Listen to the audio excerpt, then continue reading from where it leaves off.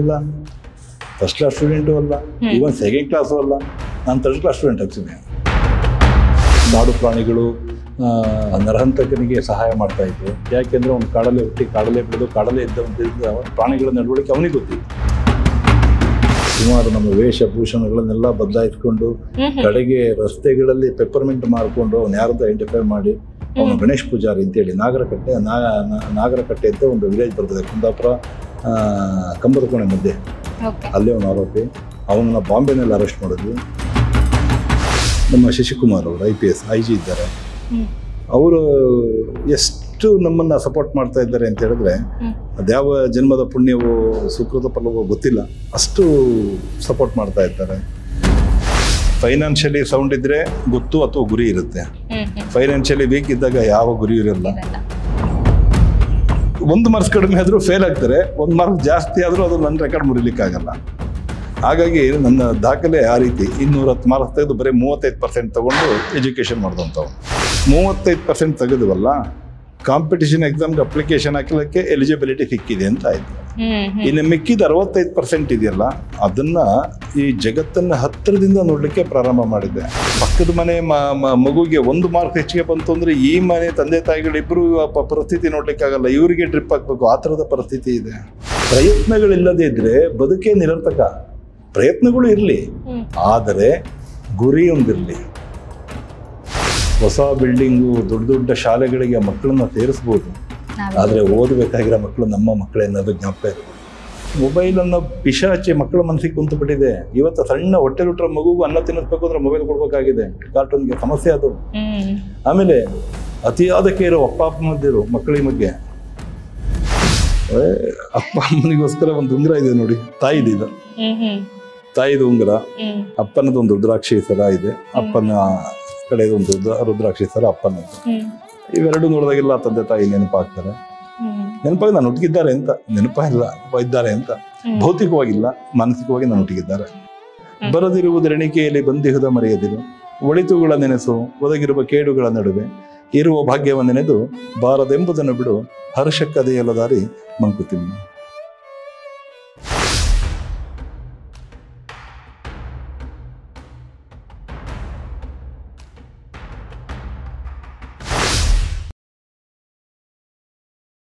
Police times ಡಿಜಿಟಲ್ಗೆ ಮತ್ತೊಮ್ಮೆ ಸ್ವಾಗತ.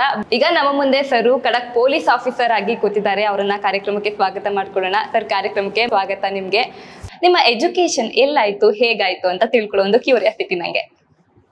ನಮ್ದು ತುಮಕೂರು ಜಿಲ್ಲೆ ಚಿಕ್ಕನಾಯಕನಹಳ್ಳಿ. ಚಿಕ್ಕನಾಯಕನಹಳ್ಳಿಯಲ್ಲಿ ಕೃಷಿಕ ಕುಟುಂಬದಿಂದ ಬಂದವನು. ತಂದೆ ರೇವಣ್ಣ ಅಂತ, ತಾಯಿ ರುದ್ರಮ್ಮ, ನನಗೆ ಒಬ್ಬ ಅಣ್ಣ, 2 ಜನ ಅಕ್ಕಂದರು, ಕಟ್ಟ ಕಡೆಗೆ ನಾನು ಜನದವನು. ಚಿಕ್ಕನಾಯಕನಹಳ್ಳಿ ಒಂದು ಸಾಧಾರಣ ಒಂದು ತಾಲೂಕು ಹೆಡ್ ಕ್ವಾರ್ಟರ್ ಆದರೂ ಮುಂದುವರೆದಂತಹ ಪ್ರದೇಶ ಏನಲ್ಲ. ನನಗೆ ಈಗಲೂ ಚಂದ ಜ್ಞಾಪಕ ಇದೆ. ಮಹಾತ್ಮ ಗಾಂಧಿ ಶಿಶು ವಿಹಾರ ಅಂತೇಳಿ ಒಂದು ಶಿಶು ವಿಹಾರ ಇತ್ತು. ನಾನು ಈಗ ಅಂಗನವಾಡಿ ಮಕ್ಕಳಿದ್ದಲ್ವ, ಆ ರೀತಿ ಶಿಶುವಾರಕ್ಕೆ ಹೋಗ್ತಾ ಇದ್ದೆ. ಶಿಶುವಾರಕ್ಕೆ ಹೋಗೋಕ್ಕೆ ರಚೆ ಮಾಡ್ತಾ ಇದ್ದೆ. ನನಗೆ ಇನ್ನೂ ಜ್ಞಾಪಕ ಇದೆ. ಆ್ಯಕ್ಚುಲಿ ಆ ಸಮಯದಲ್ಲಿ ನಾಗರತ್ನಮ್ಮ ಅಂತ ಟೀಚರು ಶಿಶುವಾರದಲ್ಲಿದ್ದರು. ಶಂಕರಮ್ಮ ಅಂತೇಳಿ ಒಬ್ರು ಆಯ ಇದ್ರು. ಶಂಕರಮ್ಮ ಪ್ರತಿದಿನ ನನ್ನನ್ನು ಕಂಕಳಲ್ಲಿ ಎತ್ಕೊಂಡು ಶಿಶುವಾರಕ್ಕೆ ಹೋಗ್ತಾ ಇದ್ರು. ಶಿಶುವಾರದಿಂದ ಚಿಕ್ಕನಾಯಕನಹಳ್ಳಿಯ ಮಹಾತ್ಮ ಗಾಂಧಿ ಶಿಶುವಿಹಾರದಿಂದ ಸ್ಟಾರ್ಟ್ ಆದಂತಹ ಒಂದು ಪ್ರಾರಂಭವಾದಂತಹ ನನ್ನ ವಿದ್ಯಾಭ್ಯಾಸ. ನಂತರ ಕುರುಬರ ಶ್ರೇಣಿ ಅಂತೇಳಿ ಚಿಕ್ಕನಾಯಕನಹಳ್ಳಿಯಲ್ಲಿ ಬರ್ತದೆ. ಕುರುಬರ ಶ್ರೇಣಿಯಲ್ಲಿ ಸ್ಟಾರ್ಟ್ ಆಗ್ತದೆ. 1ನೇ ಶಾಲೆಯಿಂದ ಅಡ್ಮಿಷನ್ ಆಗಿ 1ನೇ ಶಾಲೆ. 1ನೇ ಶಾಲೆಯಲ್ಲಿ ಸೀತಾರಾಮಯ್ಯ ಅಂತ ಮಾಸ್ಟ್ರು ನನ್ನ ಪ್ರಪ್ರಥಮ ಗುರುಗಳು ಶೈಕ್ಷಣಿಕವಾಗಿ. ಸೀತಾರಾಮಯ್ಯ ಮಾಸ್ಟ್ರು. ಅದಾದ ನಂತರ ಅಪ್ ಟು 7th ಸ್ಟ್ಯಾಂಡರ್ಡ್ ತನಕ ಚಿಕ್ಕನಾಯಕನಹಳ್ಳಿ ಕುರುಬರ ಶ್ರೇಣಿ ಶಾಲೆಯಲ್ಲೇ ಓದಿದ್ದು. ಮತ್ತು 8th 9th 10th ದೇಶೀಯ ವಿದ್ಯಾಪೀಠ ಅಂತೇಳಿ ದೇಶೀಯ ವಿದ್ಯಾಪೀಠ ಶಾಲೆಯಲ್ಲಿ ನಾನು ಓದಿದೆ. ದೇಶೀಯ ವಿದ್ಯಾಪೀಠ ಶಾಲೆ ಅಂತ ಹೇಳಿದ್ರೆ ಒಂದು ಹೆಮ್ಮೆ ಮತ್ತು ಹೆಗ್ಗಳಿಕೆ ಚಿಕ್ಕನಾಯಕನಹಳ್ಳಿ ತಾಲೂಕಲ್ಲಿ. ಇವತ್ತು ಎಷ್ಟೋ ಜನಕ್ಕೆ ಗೊತ್ತಿಲ್ಲ ಅದ್ರ ಬಗ್ಗೆ, ಆ ಶಾಲೆಯ ವ್ಯವಸ್ಥೆ ಬಗ್ಗೆ. ಬಿಫೋರ್ ಇಂಡಿಪೆಂಡೆನ್ಸ್ ಪ್ರೈವೇಟ್ ಶಾಲೆ ಅಂತೇಳಿ ಸ್ಟಾರ್ಟ್ ಆಗಿ ಬಿಫೋರ್ ಇಂಡಿಪೆಂಡೆನ್ಸ್ 1942ರಲ್ಲಿ ಕ್ವಿಟ್ ಇಂಡಿಯಾ ಮೂಮೆಂಟ್ ನಡೆಯಬೇಕಾದ್ರೆ ಸ್ವಾತಂತ್ರ್ಯ ಹೋರಾಟಗಾರನೆಲ್ಲ ಒಂದು ಕಡೆ ಸೇರಿಸಬೇಕು ಅನ್ನೋ ಒಂದು ನಿಟ್ಟಿನಲ್ಲಿ GV ನಾರಾಯಣಮೂರ್ತಿನವರು ಚಿಕ್ಕನಾಯಕನಹಳ್ಳಿಯಲ್ಲಿ ಹಗಲಲ್ಲಿ ದೇಶೀಯ ವಿದ್ಯಾಪೀಠ ಶಾಲೆ ಅಂತೇಳಿ ಆ ಶಾಲೆಯ ಶೆಲ್ಟರಲ್ಲಿ ರಾತ್ರಿಯಲ್ಲಿ ಸ್ವಾತಂತ್ರ್ಯ ಸಂಗ್ರಾಮದ ಬಗ್ಗೆ ಯೋಚನೆಗಳನ್ನು ಕಾರ್ಯರೂಪಗಳನ್ನು ಮಾಡುವಂತಹ ಒಂದು ಆಸ್ಥಾನವಾಗಿ ಮಾಡಿಕೊಂಡಿದ್ರು. ಅಂತಹ ಶಾಲೆ ನನ್ನ ದೇಶೀಯ ವಿದ್ಯಾಪೀಠ ಶಾಲೆ. ಅಂಥ ಶಾಲೆಯಲ್ಲಿ ನಾನು 8, 9, 10 ಕಲ್ತದ್ದು. ನಂತರ PU ಚಿಕ್ಕನಾಯಕನಹಳ್ಳಿ, ನಂತರ ಬಿಕಾಮ್ ನಾನು ಕಲ್ಪತರು ಕಾಲೇಜು ತಿಪ್ಟೂರಲ್ಲಿ ಅಡ್ಮಿಷನ್ ಮಾಡಿದೆ. ಅಂದರೆ ಅದು ಪಲ್ಲಗಟ್ಟೆ ಯಡೋಪ ಕಾಲೇಜ್ ಅಂತ ಕಲಿತೆ, ಆರ್ಟ್ಸ್ ಆ್ಯಂಡ್ ಕಾಮರ್ಸ್ ಇದ್ದು. ನಾನು ತಮ್ಮಲ್ಲಿ ಯಾವುದೋ ಸಂಕೋಚ ಇಲ್ಲದೆ ಹೇಳ್ಕೊಳ್ಳೋದಾದ್ರೆ ಸತ್ಯವಾಗೂ ನಾನು SLCಯಲ್ಲಿ ನನಗಿನ್ನ ನನ್ನಷ್ಟು ಮಾರ್ಕ್ಸ್ ತೆಗಿಲಿಕ್ಕೆ ಯಾರ ಕೈಲೂ ಸಾಧ್ಯ ಇಲ್ಲ. Frankly speaking first rank expect ಮಾಡ್ಬೋದಾ ಸರ್? ದಾಖಲೆ ಯಾರು ಮುರಿಲಿಕ್ಕೆ ಸಾಧ್ಯ ಇಲ್ಲ ಅಂತ. ಯಾಕೆ ಅಂತ ಹೇಳಿದ್ರೆ ಆಗ 600 ಮಾರ್ಕ್ಸ್ಗೆ ನಮ್ಗೆ ಎಕ್ಸಾಮ್ ನಡೀತಾ ಇತ್ತು. 600 ಮಾರ್ಕ್ಸ್ಗೆ ನಾನು 210 ಮಾರ್ಕ್ಸ್ ತೆಗೆದಿದ್ದೆ. ಅಂದರೆ ಜಸ್ಟ್ 35%. ಇನ್ನೊಂದು ಮಾರ್ಕ್ಸ್ ಕಡಿಮೆ ಆದರೂ ಫೇಲ್ ಆಗ್ತಾರೆ, 1 ಮಾರ್ಕ್ಸ್ ಕಡಿಮೆ ಆದರೂ ಫೇಲ್ ಆಗ್ತಾರೆ, 1 ಮಾರ್ಕ್ಸ್ ಜಾಸ್ತಿ ಆದರೂ ಅದು ನನ್ನ ರೆಕಾರ್ಡ್ ಮುರಿಲಿಕ್ಕಾಗಲ್ಲ. ಹಾಗಾಗಿ ನನ್ನ ದಾಖಲೆ ಆ ರೀತಿ 210 ಮಾರ್ಕ್ಸ್ ತೆಗೆದು ಬರೀ 35% ತಗೊಂಡು ಎಜುಕೇಷನ್ ಮಾಡಿದಂಥವ್ನು. PUCಯಲ್ಲಿ ಸೈನ್ಸ್ ತಗೊಂಡ್ರೆ ಓದ್ಲಿಕ್ಕಾಗಲ್ಲ, ಆರ್ಟ್ಸ್ ತಗೊಂಡ್ರೆ ಗೌರವ ಇರಲ್ಲ ಅಂತೇಳಿ ಮಧ್ಯದಲ್ಲಿ ಕಾಮರ್ಸ್ ತಗೊಂಡು ಜನಗಳ ಮಧ್ಯೆ ಫಾಲ್ತು ಗೌರವ ಹೆಚ್ಚಿಸ್ಕೊಳ್ಳೋಕ್ಕೆ ನಾನು ಹೋದಂಥವ್ನು. ಡಿಗ್ರಿ ಓದಬೇಕಾದ್ರೆ ನಾವೇನಂತ ದೊಡ್ಡ ಸ್ಟೂಡೆಂಟ್ಗಳಲ್ಲ, ಅಂತ ಇಂಟೆಲಿಜೆಂಟೇ ಅಲ್ಲ. ನನ್ನ ವ್ಯಾಪ್ತಿ ನನಗೆ ಗೊತ್ತಿತ್ತು. ನಾವೆಲ್ಲ ರೈತಾಪಿ ಕುಟುಂಬದಿಂದ ಬಂದಿದ್ದರಿಂದ, ರೈತಾಪಿ ವರ್ಗದಿಂದ ಬಂದಿದ್ದರಿಂದ ನಮ್ಮ ಮನೆಯ ವ್ಯವಸ್ಥೆಗಳನ್ನೆಲ್ಲ ನೋಡಿಕೊಂಡು ನಾವು ಜೀವನ ಮಾಡಿದ್ದು. ನಾನು ಪ್ರತಿ ಗುರುವಾರ ಅಪ್ಪನ ಜೊತೆ ಹುಳಿಯಾರ್ ಸಂತೆಗೆ ಹೋಗುವಂಥದ್ದು. ಪ್ರತಿ ಗುರುವಾರ ಅಬ್ಸೆಂಟ್ ಆಗ್ತಾ ಇದ್ದೆ. ನನ್ನನ್ನು ಗುರುವಾರದಯ್ಯ ಅಂತ ಕರೆಯೋರು. ಗುರುವಾರದಯ್ಯ ಅಂತಲೇ ನಮ್ಮ ಮಾಸ್ಟರ್ಗಳು ಕರೆಯೋರು. ಎಲ್ಲಿ ಗುರುವಾರದಯ್ಯ ಬಂದಿಲ್ಲ ಅಂತ. ಯಾಕೆ ಬರ್ತಿಲ್ಲ, ವ್ಯವಸ್ಥೆ ನಡಿಬೇಕಲ್ಲ. ನಮಗೆ ಆ ಥರದ ಕಷ್ಟ ಪರಿಸ್ಥಿತಿಯಲ್ಲಿ ಬಂದದ್ದು. ಇನ್ನು ರಜೆ ಭಾನುವಾರ ಆ ಥರದ್ದೆಲ್ಲ ಬಂತು ಅಂದರೆ ನಮ್ಮ ಇದ್ದಂಥ ಸಣ್ಣ ಒಂದು ಭೂಮಿಯಲ್ಲೇ ಕೃಷಿ ಮಾಡಬೇಕಾಯಿತು. ಅಪ್ಪ ಇವರೊಟ್ಟಿಗೆಲ್ಲ ಸೇರಿ ಚಿಕ್ಕಪ್ಪ ಅಪ್ಪನೊಟ್ಟಿಗೆ ಸಹಾಯ ಮಾಡುವಂಥದ್ದು. ಅಥವಾ ಶನಿವಾರ ಭಾನುವಾರ ರಜೆ ಬಂತು ಅಂತ ಹೇಳಿದ್ರೆ ನಮ್ಮ ಚಿಕ್ಕನಾಯಕನಹಳ್ಳಿ ತಾಲೂಕಿನ ಹೆಮ್ಮೆಯ ಜಾಗ ಅಂತ ಹೇಳಿದ್ರೆ ನಮ್ಮ ಮದ್ದನಿಂಗನ ಕಣಿವೆ. ಆ ಮದ್ದನಿಂಗನ ಕಣಿವೆಯನ್ನು ಮಾಸ್ತಿಯವರು ಒಂದು ಚಿತ್ರಣ ಮಾಡಿ ಕೊಟ್ಟಿದ್ದಾರೆ. ನೀವು ಯಾವಲ್ಲಾದ್ರೂ ಸಿಕ್ಕಿದ್ರೆ ಓದಿ, ಅದ್ರ ಬಗ್ಗೆ ನಾನೇ ಬರೆದಿದ್ದೇನೆ, ಕಳಿಸ್ತೇನೆ, ಒಮ್ಮೆ ಓದಿ ನೋಡಿ. ಆ ಮದ್ದನಿಂಗನ ಕಣಿವೆಯಲ್ಲಿ ದನಗಳನ್ನ ಹೊಡ್ಕೊಂಡೋಗಿ ನಾವು ಕಾಯ್ತಾ ಇದ್ವಿ. ಆಗ ನನ್ನ ಸ್ನೇಹಿತ ಒಬ್ಬ ಕೊಡ್ಲಿ ಮಹೇಶ ಅಂತೇಳಿ, ಕೊಡ್ಲಿ ಮಹೇಶ, ನಾನು, ಇನ್ನೊಬ್ಬ ರೇಣುಕಾ ಅಂತೇಳಿ, ಈ ಥರದವರೆಲ್ಲ ನಾವೆಲ್ಲ ಹುಡುಗರೆಲ್ಲ ಆಡ್ಕೊಂಡು, ನೀವು ಚಿನ್ನಾರಿ ಮುತ್ತ ಫಿಲಮಲ್ಲಿ ಚಿನ್ನಾರಿ ಮುತ್ತ ಒಂದು ಹಾಡಿದೆ, ನೀವು ನೋಡ್ಬೋದು. ಹಾರಿ ಹಾರಿ ಮೇಲೆ ಹಾರಿ ಹಾರುತ್ತಿದೆ ಹಕ್ಕಿ ಅಂತ ಹೇಳಿದೆ. ರೆಕ್ಕೆ ಇದ್ದರೆ ಸಾಕೆ ಹಕ್ಕಿಗೆ ಬೇಕು ಬಾನು, ಬಯಲುಳು ತೇಲುತ್ತ ತಾನು ಮೇಲೆ ಹಾರೋಕೆ ಅಂತ. ಆ ಥರದಲ್ಲಿ ಜೀವನ ಮಾಡ್ಕೊಂಡು ಹೋದವ್ರು ನಾವು. ನಮಗೆ ಫೈನಾನ್ಷಿಯಲಿ ಸೌಂಡ್ ಇದ್ರೆ ಗೊತ್ತು ಅಥವಾ ಗುರಿ ಇರುತ್ತೆ. ಫೈನಾನ್ಷಿಯಲಿ ವೀಕ್ ಇದ್ದಾಗ ಯಾವ ಗುರಿ ಇರಲ್ಲ. ಬದುಕು ಹೇಗೆ ನಮ್ಮನ್ನ ಕರ್ಕೊಂಡು ಹೋಗುತ್ತೋ ಆ ರೀತಿ ಕರ್ಕೊಂಡು ಹೋಗ್ತಾ ಇರೋದಂಥದ್ದು. ಹಾಗಾಗಿ ಕಾಮರ್ಸ್ ತಗೊಂಡು ನಾನು ಡಿಗ್ರಿಯನ್ನ ಕಲ್ಪತರು ಕಾಲೇಜು ತಿಪ್ಟೂರಲ್ಲೇ ಮಾಡಿದ್ದು. ಅದಾದ ನಂತರ ಡಿಗ್ರಿ ಆದ ತಕ್ಷಣವೇ PSI ಕಾಲ್ ಆಯಿತು, ಅಪ್ಲಿಕೇಶನ್ ಹಾಕಿದೆ. PSI ಅಪ್ಲಿಕೇಶನ್ ಹಾಕಿದ್ದೆ, ಪ್ರಥಮ ಅರ್ಜಿ ಪಾಸು ಆಯಿತು. ಇಂಟರ್ವ್ಯೂ ಫೇಸ್ ಮಾಡಿದೆ. ಪ್ರಥಮ ಇಂಟರ್ವ್ಯೂ, ಪ್ರಥಮ ಅಪಾಯಿಂಟ್ಮೆಂಟ್. ನನ್ನ ಲೈಫಲ್ಲಿ ಇನ್ನೊಂದು ಅಪಾಯಿಂಟ್ಮೆಂಟ್ ಅಂತೇಳಿ ನಾನು ಅಪ್ಲಿಕೇಶನ್ ಆಗ್ದವನಲ್ಲ. ಇದೇ ಫಸ್ಟ್ ಅರ್ಜಿ, first application, first appointment, first ನೌಕರಿ, ಒಮ್ಮೆನೆ ಒಂದೇ ಇಂಟರ್ವ್ಯೂ. ನಮ್ಗೆ ಏನೇ ಸಮಸ್ಯೆಗಳಿದ್ರು, ಏನೇ ಕಷ್ಟಗಳಿದ್ರು, ನಾನು ಟೆಕ್ಸ್ಟ್ ಬುಕ್ ಅಲ್ಲಿ ಜಾಸ್ತಿ ಕಾನ್ಸಂಟ್ರೇಟ್ ಮಾಡ್ತಾ ಇರ್ಲಿಲ್ಲ. ಟೆಕ್ಸ್ಟ್ ಬುಕ್ ಓದ್ತಾ ಇರ್ಲಿಲ್ಲ. ಟೆಕ್ಸ್ಟ್ ಬುಕ್ ಯಾಕೆ ಓದ್ತಾ ಇರ್ಲಿಲ್ಲ ಅಂತಂದ್ರೆ, ಕಾಂಪಿಟೇಷನ್ ಎಕ್ಸಾಮ್ಗೆ ಅಪ್ಲಿಕೇಶನ್ ಹಾಕ್ಲಿಕ್ಕೆ 35% ಸಾಕು ಅನ್ನೋ ಒಂದು ಸಣ್ಣ ಕಾಮನ್ ಸೆನ್ಸ್ ಸಣ್ಣದ್ರಿಂದ ಇತ್ತು ನನಗೆ. ಎಲ್ಲ ಟೆಕ್ಸ್ಟ್ ಬುಕ್ಗಳಲ್ಲೂ ಇಟ್ಟಿರೋದು ಜಗತ್ತನ್ನು ಅರಿಯುವಂತ ವಿಚಾರಗಳನ್ನ ಮಾತ್ರ. ನೀವು ಟೆಕ್ಸ್ಟ್ ಬುಕ್ ಅಲ್ಲಿ 35% ತಗೊಂಡ್ರು ಕಾಂಪಿಟೇಷನ್ ಎಕ್ಸಾಮ್ ಫೇಸ್ ಮಾಡ್ಬೋದು. ನೀವು 99 ತಗೊಂಡ್ರು ಕಾಂಪಿಟೇಷನ್ ಎಕ್ಸಾಮ್ಗೆ ಅಪ್ಲಿಕೇಶನ್ ಹಾಕ್ಬೇಕು. ನನಗೆ ಇದ್ದ ಕಾಮನ್ ಸೆನ್ಸ್ ಆ ಕಾಲಘಟ್ಟದಲ್ಲಿ ಅಂತ ಹೇಳಿದ್ರೆ 35% ತೆಗೆದುವಲ್ಲ, ಕಾಂಪಿಟೇಷನ್ ಎಕ್ಸಾಮ್ಗೆ ಅಪ್ಲಿಕೇಶನ್ ಹಾಕಲಿಕ್ಕೆ ಎಲಿಜಿಬಿಲಿಟಿ ಸಿಕ್ಕಿದೆ ಅಂತ ಆಯ್ತು. ಇನ್ನು ಮಿಕ್ಕಿದ 65% ಇದೆಯಲ್ಲ, ಅದನ್ನ ಈ ಜಗತ್ತನ್ನ ಹತ್ತಿರದಿಂದ ನೋಡ್ಲಿಕ್ಕೆ ಪ್ರಾರಂಭ ಮಾಡಿದ್ದೆ. ನಾನು 5-6ನೇ ಶಾಲೆಯಲ್ಲಿ ಇರಬೇಕಾದ್ರೆ ಪ್ರತಿದಿನ 2-3 ನ್ಯೂಸ್ ಪೇಪರ್ಗಳನ್ನ ವೊರೇಷಿಯಸ್ ರೀಡರ್ ಆಗಿ ಎಡಿಟೋರಿಯಲ್ ಕಾಲಮ್ ಅನ್ನು ಸೇರಿಸಿ 1 ಅಕ್ಷರ ಬಿಡ್ತಾ ಇರಲಿಲ್ಲ.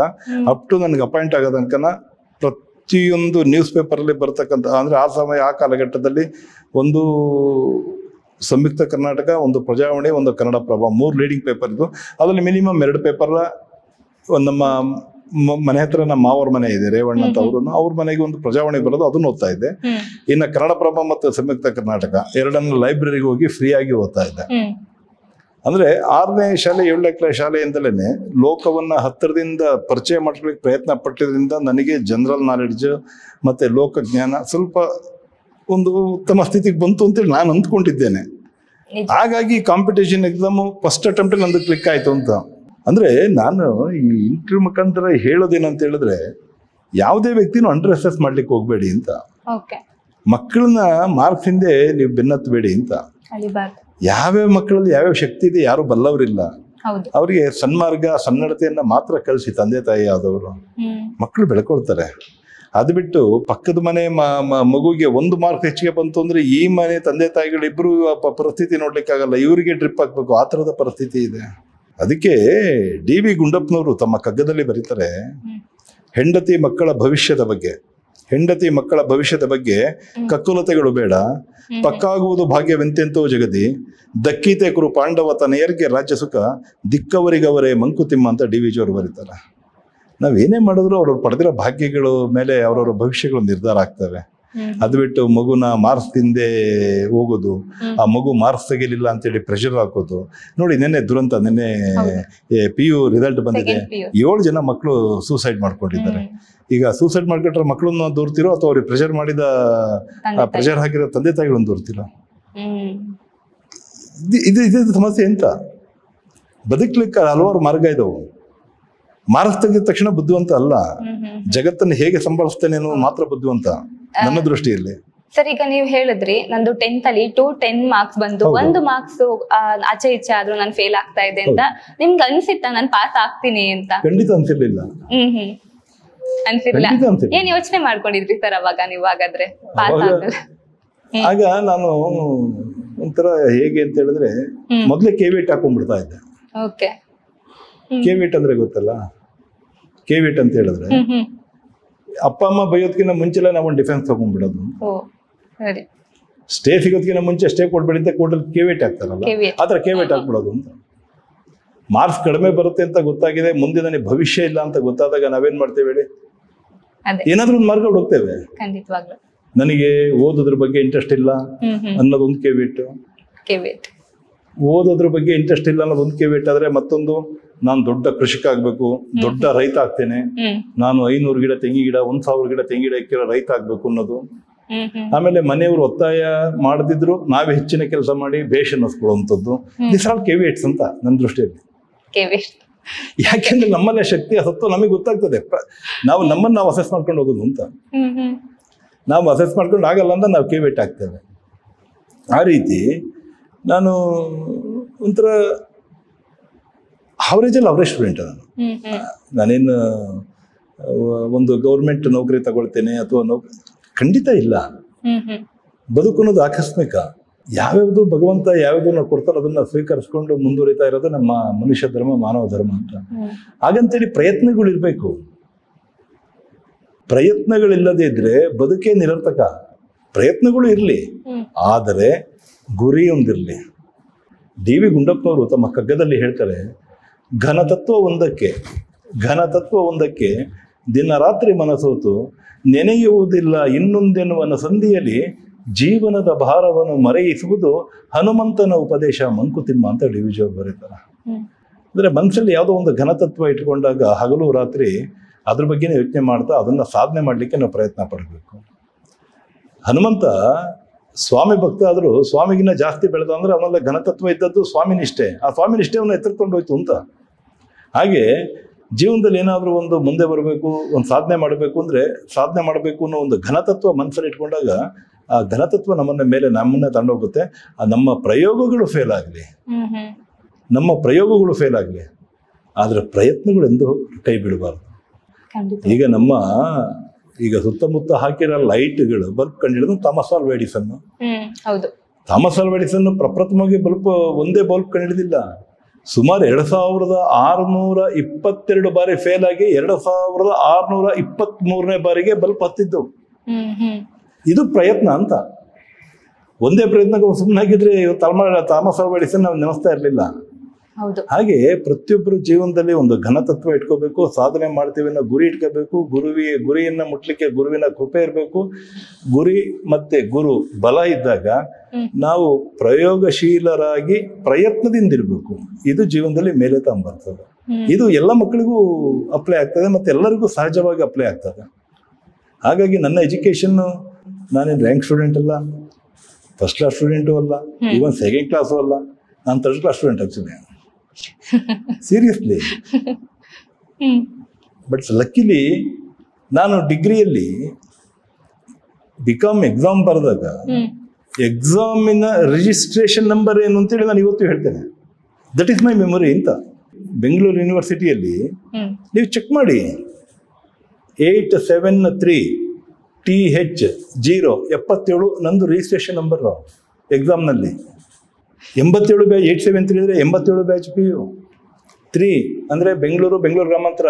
3ನೇ ನಂಬರು ತುಮಕೂರು. 3 ತುಮಕೂರು TH. 00 ಕಲ್ಪತರು ಕಾಲೇಜ್.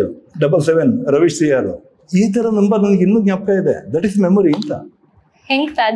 ಹೇಗೆ ಸಾಧ್ಯ ಅಂದರೆ ನಾವು ಸಾಧನೆ ಮಾಡೋ ಹಂತದಲ್ಲಿ ಮನಸ್ಸಿಟ್ಟು ಮಾಡಿದ್ರೆ ಎಲ್ಲರಿಗೂ ಸಾಧ್ಯನೇ ಅಂತ. ಮನಸ್ಸಿಟ್ಟು ಮಾಡಿದ್ರೆ. ಕಾರಣ ಎಲ್ಲ ತಂದೆ ತಾಯಿಯ ಉದರದಿಂದ ಹೊರಗಡೆ ಬರುವಾಗ ಎಲ್ಲ ಮಕ್ಕಳು ಸಹ ಖಾಲಿ ಕಂಪ್ಯೂಟರ್ಗಳೇ. ನೀವು ಕಂಪ್ಯೂಟರ್ನ ಅಂಗಡಿಯಿಂದ ಹೊಸ ಕಂಪ್ಯೂಟರ್ನ ಪರ್ಚೇಸ್ ಮಾಡಿ ತಂದಾಗ, ಅಥವಾ ಕಂಪ್ಯೂಟರ್ ಬಿಡಿ, ಮೊಬೈಲ್ನ ನೀವೊಂದು ತಂದಾಗ ಅದರಲ್ಲಿ ಏನು ಡಿಫಾಲ್ಟ್ ಇರುತ್ತೆ ಅಷ್ಟೇ ಇರೋದು. ಡಿಫಾಲ್ಟ್ ಅಂದ್ರೆ ನಮ್ಮ ದೇಹದಲ್ಲಿ ಇರ್ತಕ್ಕಂಥ ನರರಜ್ಜೆಗಳು, ಮಾಂಸಖಂಡಗಳು ಮತ್ತೆ ಅಂಗಗಳು, ಇವು ಡಿಫಾಲ್ಟ್ ಇರೋವು. ಆದರೆ ಈ ಬುದ್ಧಿಮತ್ತೆ ಇದೆಯಲ್ಲ, ಆ ಪ್ರೋಗ್ರಾಮಿಂಗ್ ನೀವೇ ಮಾಡ್ಕೋಬೇಕು. ಈ ಪರಿಸರ ಮಾಡ್ತದೆ, ಆ ಪರಿಸರ ಅನುಸರಿಸ್ಬೇಕು. ನಮಗೆ ನಾವೇ ಅಪ್ಗ್ರೇಡ್ ಆಗ್ಬೇಕು. ಹಾಗಾದಾಗ ಮಾತ್ರ ನಾವು ಜೀವನದಲ್ಲಿ ಏನಾದ್ರು ಒಂದು ಸಾಧನೆ ಮಾಡ್ಬೋದು, ಒಂದು ಜೀವನದಲ್ಲಿ ಒಂದು ಹಂತಕ್ಕೆ ಬರಬಹುದು. ಅದು ಬಿಟ್ಟು ನಾವು ಒಳ್ಳೆ ಹಾಸಿಗೆ ತಗೋಬಹುದು, ಆದ್ರೆ ನಿದ್ದೆ ನಾವೇ ಮಾಡಬೇಕು.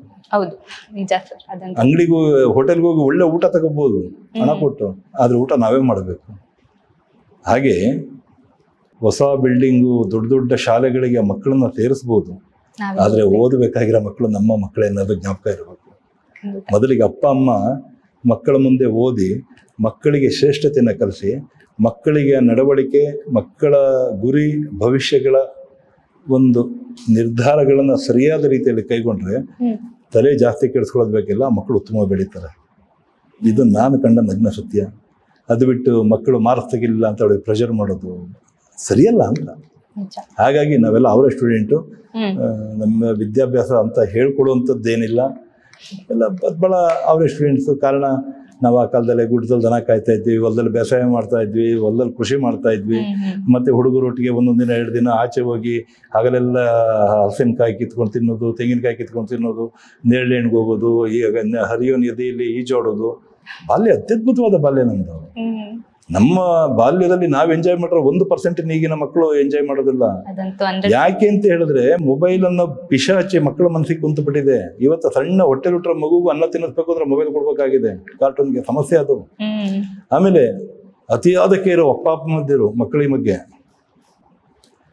ಮಕ್ಕಳು ಆಚೆ ಓಡಾಡ್ತಾರೆ, ಎಲ್ಲಿ ಬಿದ್ದುಬಿಡ್ತಾರೋ ಹೆದರಿಕೆಗೆ ನಡೆದಾಡ್ಸೋದೇ ಇಲ್ಲ. ನೀನು ಇಲ್ಲೇ ಕೊಡ್ತೀರಪ್ಪ ಅಂತಾರೆ. ಮಕ್ಕಳಿಗೆ ಹೇಗೆ ಗೊತ್ತಾಗಬೇಕು ಜಗತ್ತು, ಲೋಕಜ್ಞಾನ ಹೇಗೆ ಬರಬೇಕು? ವರ್ಷವೆಲ್ಲ ಓದಿದ್ದು ಒಂದಿನ ವಾಂತಿ ಮಾಡೋದು ಎಕ್ಸಾಮ್ ಆಗ್ಬಿಟ್ಟಿದೆ. ಈಗ ಎಜುಕೇಶನ್ ಅಂದ್ರೆ ಬೇರೆನೇ ಅದು. ಅದ್ರ ಬಗ್ಗೆ ಸ್ವಲ್ಪ ನಮ್ಮ ಪೇರೆಂಟ್ಸು ಮತ್ತೆ ಬೇರೆಯವರೆಲ್ಲ ಪುನರಾವಲೋಕನ ಆಗಬೇಕು. ಈಗ ನನ್ನ ಅಪ್ಪ ಹೆಬ್ಬೆಟ್ಟು, ನನ್ನಮ್ಮ ಹೆಬ್ಬೆಟ್ಟು, ಆದ್ರೆ ಮಗ ಸೋಲ್ಬಾರ್ದು ಅಂತೇಳಿ ಎಲ್ಲ ರಂಗನ್ನು ನನಗೆ ಪರಿಚಯ ಮಾಡಿಕೊಟ್ಟಿದ್ರು. ಅದು ಅಪ್ಪನ ಶಕ್ತಿ ಅಂತ, ಅದು ಅಪ್ಪನ ಯೋಗ್ಯತೆ ಅಂತ. ಅಪ್ಪ ಆ ರೀತಿ ಕಲಿಸಿದ ನಾನು ಈ ರೀತಿ ಇದ್ದೇನೆ ಅಂತ. ಇವೆಲ್ಲ ನಗ್ನ ಸತ್ಯಗಳು ಮತ್ತು ವಾಸ್ತವತೆಗಳು. ಹಾಗೆ ನಮ್ಮ ಎಜುಕೇಶನ್ ನಡೀತು. ತಂದೆ ತಾಯಿನೇ ಮೊದಲ ಗುರು ಅಂತ ಹೇಳ್ತಾ ಇದ್ದೀರಾ ನೀವು. ತಂದೆ ತಾಯಿ ಮೊದಲ ಗುರು. ತಂದೆ ತಾಯಿ ಮೊದಲ ಗುರು ಅಂತಲ್ಲ, ಮತ್ತೆ ಮೊದಲ ದೇವರು ಅಂತ. ಮೊದಲ ದೇವರು. ಚೆನ್ನಾಗಿದೆ. ದೇವರು. ನಾನು ಆಗ ಹೇಳಿದ್ನಲ್ಲ, ಈ ಜಗತ್ತಿನಲ್ಲಿ ಅತ್ಯಂತ ಶ್ರೇಷ್ಠವಾದ 2 ಸ್ಥಳಗಳು ಯಾವ್ದಂತ ನನಗೆ ಯಾರಾದ್ರೂ ಪ್ರಶ್ನೆ ಮಾಡಿದ್ರೆ ನಾನು ಹೇಳೋದು ಎರಡೇ: ಅಮ್ಮನ ಮಡಿಲು, ಅಪ್ಪನ ಹೆಗಲು. ಎರಡೇ. ಅಮ್ಮನ ಮಡಿಲು, ಅಪ್ಪನ ಹೆಗಲು. ಇನ್ನು ಅದನ್ನ ಬಿಟ್ಟು ಯಾವ ಜಗತ್ತಲ್ಲಿ ಯಾವ ತೀರ್ಥಕ್ಷೇತ್ರನೂ ಶ್ರೇಷ್ಠ ಅಲ್ಲ ಅನ್ನೋದು ನನ್ನ ವೈಯಕ್ತಿಕ ನಿಲುವು. ನಾನು ಯಾವ್ದು ಬೇರೆ ಇದ್ರ ಬಗ್ಗೆ ಕಾಮೆಂಟ್ಸ್ ನನ್ನ ನಿಲುವು. ಅವೆರಡನ್ನೇ ಹೇಳ್ಕೊಟ್ಟರು ನನ್ನ ಗುರುಗಳು. ಹಾಗಾಗಿ ಅಪ್ಪ, ಅಮ್ಮ, ಗುರು ಮೂರನ್ನು ನಾನು ಬಹಳ ಮನಸಾಕ್ಷಿಯಾಗೂ ನಾನು ಗೌರವಿಸ್ತೇನೆ, ಪ್ರೀತಿಸ್ತೇನೆ. ಮತ್ತೆ ನನ್ನ ಅಪ್ಪ ಅಮ್ಮ ಈಗ ಇಬ್ರು ಇಲ್ಲ. 2005 ಅಪ್ಪ ತೀರಿದ್ದಾರೆ, 2019 ಅಮ್ಮ ತೀರಿದ್ದಾರೆ. ನಾನು ಸತ್ಯ ಹೇಳ್ತೀನಿ, ನನ್ಗೆ ಅಪ್ಪ ಅಮ್ಮ ನನಗೆ ತೀರಿಲ್ಲ ಅಂತಲೇ ನನ್ನ ಭಾವನೆ. ಇವತ್ತು ನನ್ನೊಟ್ಟಿಗಿದ್ದಾರೆ ಅಂತ ನಾನು ಅದರ ಫೀಲ್ ಆಗೋದು ನನಗೆ. ಯಾಕಂದ್ರೆ ದೇವರುಗಳಿಗೆ ಯಾವತ್ತೂ ಸಾವಿಲ್ಲ. ಅಪ್ಪ ಅಮ್ಮನೇ ದೇವರಾದ್ರಾಗ ಅವ್ರಿಗೆ ಸಾವಿಲ್ಲಲ್ಲ. ಇದು ನನ್ನ ಮನಸ್ಥಿತಿ ಅಂತ. ಗೊತ್ತಾಗ್ತಾ ಇದೆ ನೀವು ಅಪ್ಪ ಅಮ್ಮಂಗೆ ಎಷ್ಟು ಅಟ್ಯಾಚ್ ಆಗಿದ್ದೀರಾ ಅಂತ. ಈಗ ತಂದೆ ತಾಯಿ ಜೊತೆಗಿಲ್ಲ ಅಂತ ಹೇಳ್ತಿದ್ದೀರಾ. ತಂದೆ ಮತ್ತೆ ತಾಯಿ ನೆನಪಿಗೆ ಏನ್ ಇಟ್ಕೊಂಡಿದ್ದೀರಾ ಜೊತೆಯಲ್ಲಿ? ಅಪ್ಪ ಅಮ್ಮನಿಗೋಸ್ಕರ ಒಂದು ಉಂಗುರ ಇದೆ ನೋಡಿ, ತಾಯಿದು. ಇದು ತಾಯಿದು ಉಂಗುರ. ತಾಯಿದು ಒಂದು ಉಂಗುರ ಇದೆ. ಅಪ್ಪನದು ಒಂದು ರುದ್ರಾಕ್ಷಿ ಸರ ಇದೆ. ಅಪ್ಪನ ಕಡೆದು ಒಂದು ರುದ್ರಾಕ್ಷಿ ಸರ ಅಪ್ಪನದ್ದು. ಇವೆರಡು ನೋಡಿದಾಗೆಲ್ಲ ತಂದೆ ತಾಯಿ ನೆನಪಾಗ್ತಾರೆ. ನೆನಪಾಗಿ ನಾನು ಒಟ್ಟಿಗಿದ್ದಾರೆ ಅಂತ. ನೆನಪಿಲ್ಲ, ಇದ್ದಾರೆ ಅಂತ. ಭೌತಿಕವಾಗಿಲ್ಲ, ಮಾನಸಿಕವಾಗಿ ನಾನು ಒಟ್ಟಿಗಿದ್ದಾರೆ. ಅವ್ರನ್ನ ನೆನೆಸ್ಕೊಂಡಾಗ ನೀವು ಯಾವ ತರ ನಿಮ್ಮನ್ನ ಸಮಾಧಾನ ಮಾಡ್ಕೊಳ್ತೀರಾ ಸರ್? ನೆನಪು ಸಮಾಧಾನ ಪ್ರಶ್ನೆನೇ ಇಲ್ಲಲ್ಲ. ಅವ್ರು ಸತ್ತಿಲ್ಲಲ್ಲ, ಭೌತಿಕವಾಗಿ ಕಣ್ಮೇರೆ ಆಗಿದ್ದಾರೆ. ಎಲ್ಲ ಸ್ವಲ್ಪ ದಿನ ಟೂರ್ಗೆ ಹೋಗಿದ್ದಾರೆ, ಮತ್ತೆ ಬರ್ತಾರೆ ಅಂತ. ಒಂದು ವಾರ ತಿಂಗಳು ಟೂರ್ ಹೋಗಿರ್ತಾರೆ, ಬರ್ತಾರೆ ವಾಪಸ್ಸು. ಇದ್ದಾರೆ. ಮನಸ್ಸಲ್ಲಿ ಇಲ್ಲ ಅಂದ್ಕೊಂಡ್ರೆ ಇಲ್ಲ, ಇದ್ದಾರೆ ಅಂದ್ಕೊಂಡ್ರೆ ಇದ್ದಾರೆ. ಎರಡು ನಮ್ಮ ಕೈಲೇ ಇದೆ. ನಾನು ಅದನ್ನೇ ಹೇಳೋದಿಲ್ಲ. ಬರದಿರುವುದು ಎಣಿಕೆಯಲ್ಲಿ ಬಂದಿಹುದ ಮರೆಯದಿರು, ಒಳಿತುಗಳ ನೆನೆಸು ಒದಗಿರುವ ಕೇಡುಗಳ ನಡುವೆ, ಇರುವ ಭಾಗ್ಯವನ್ನೆನೆದು ಬಾರದೆಂಬುದನ್ನು ಬಿಡು, ಹರ್ಷಕ್ಕದೆಯಲ್ಲ ದಾರಿ ಮಂಕುತಿಮ್ಮ. ಸ್ವಲ್ಪ ಎಮೋಷನಲ್ ಆಗ್ತಾ ಇದ್ದೀರಾ. ನಾನು ಸ್ವಲ್ಪ ಬಾಲ್ಯದ ಖುಷಿ ವಿಚಾರಕ್ಕೆ ಬರ್ತೀನಿ. ಈಗ ಹೇಳಿದ್ರಿ ನೀವು ನಾನು ಫಸ್ಟ್ ರ್ಯಾಂಕ್ ಸ್ಟೂಡೆಂಟ್ ಅಲ್ಲ ಅಂತ ಹೇಳಿ. ಬಾಲ್ಯದ ತುಂಟಾಟಗಳು ಏನಿದೆ ಸರ್ ನಿಮ್ಗೆ ನೆನಪಿಗೆ? ಹಾಗಾದ್ರೆ ಎಲ್ಲ ತುಂಟಾಟಗಳು ಏನೇನಿರ್ತೋ ಹೇಳ್ಬಾರ್ದು ತುಂಟಾಟಗಳು ಇದಾವೆ. ಅಂದ್ರೆ ಹೇಳುವಂತದ್ದಿದ್ರೆ ನಾವು ಹೇಳುವಂಥದ್ದು ಅಂತ ಹೇಳಿದ್ರೆ, ಬಾಲ್ಯದಲ್ಲಿ ನಾವು ಒಳ್ಳೆ ಮಳೆಗಾಲದಲ್ಲಿ ಈಜು, ಆಮೇಲೆ ಬೇರೆ ಬೇರೆ ತೋಟದಲ್ಲಿ ಹಣ್ಣು ಹಂಪಲುಗಳು ಕೀಳೋದು.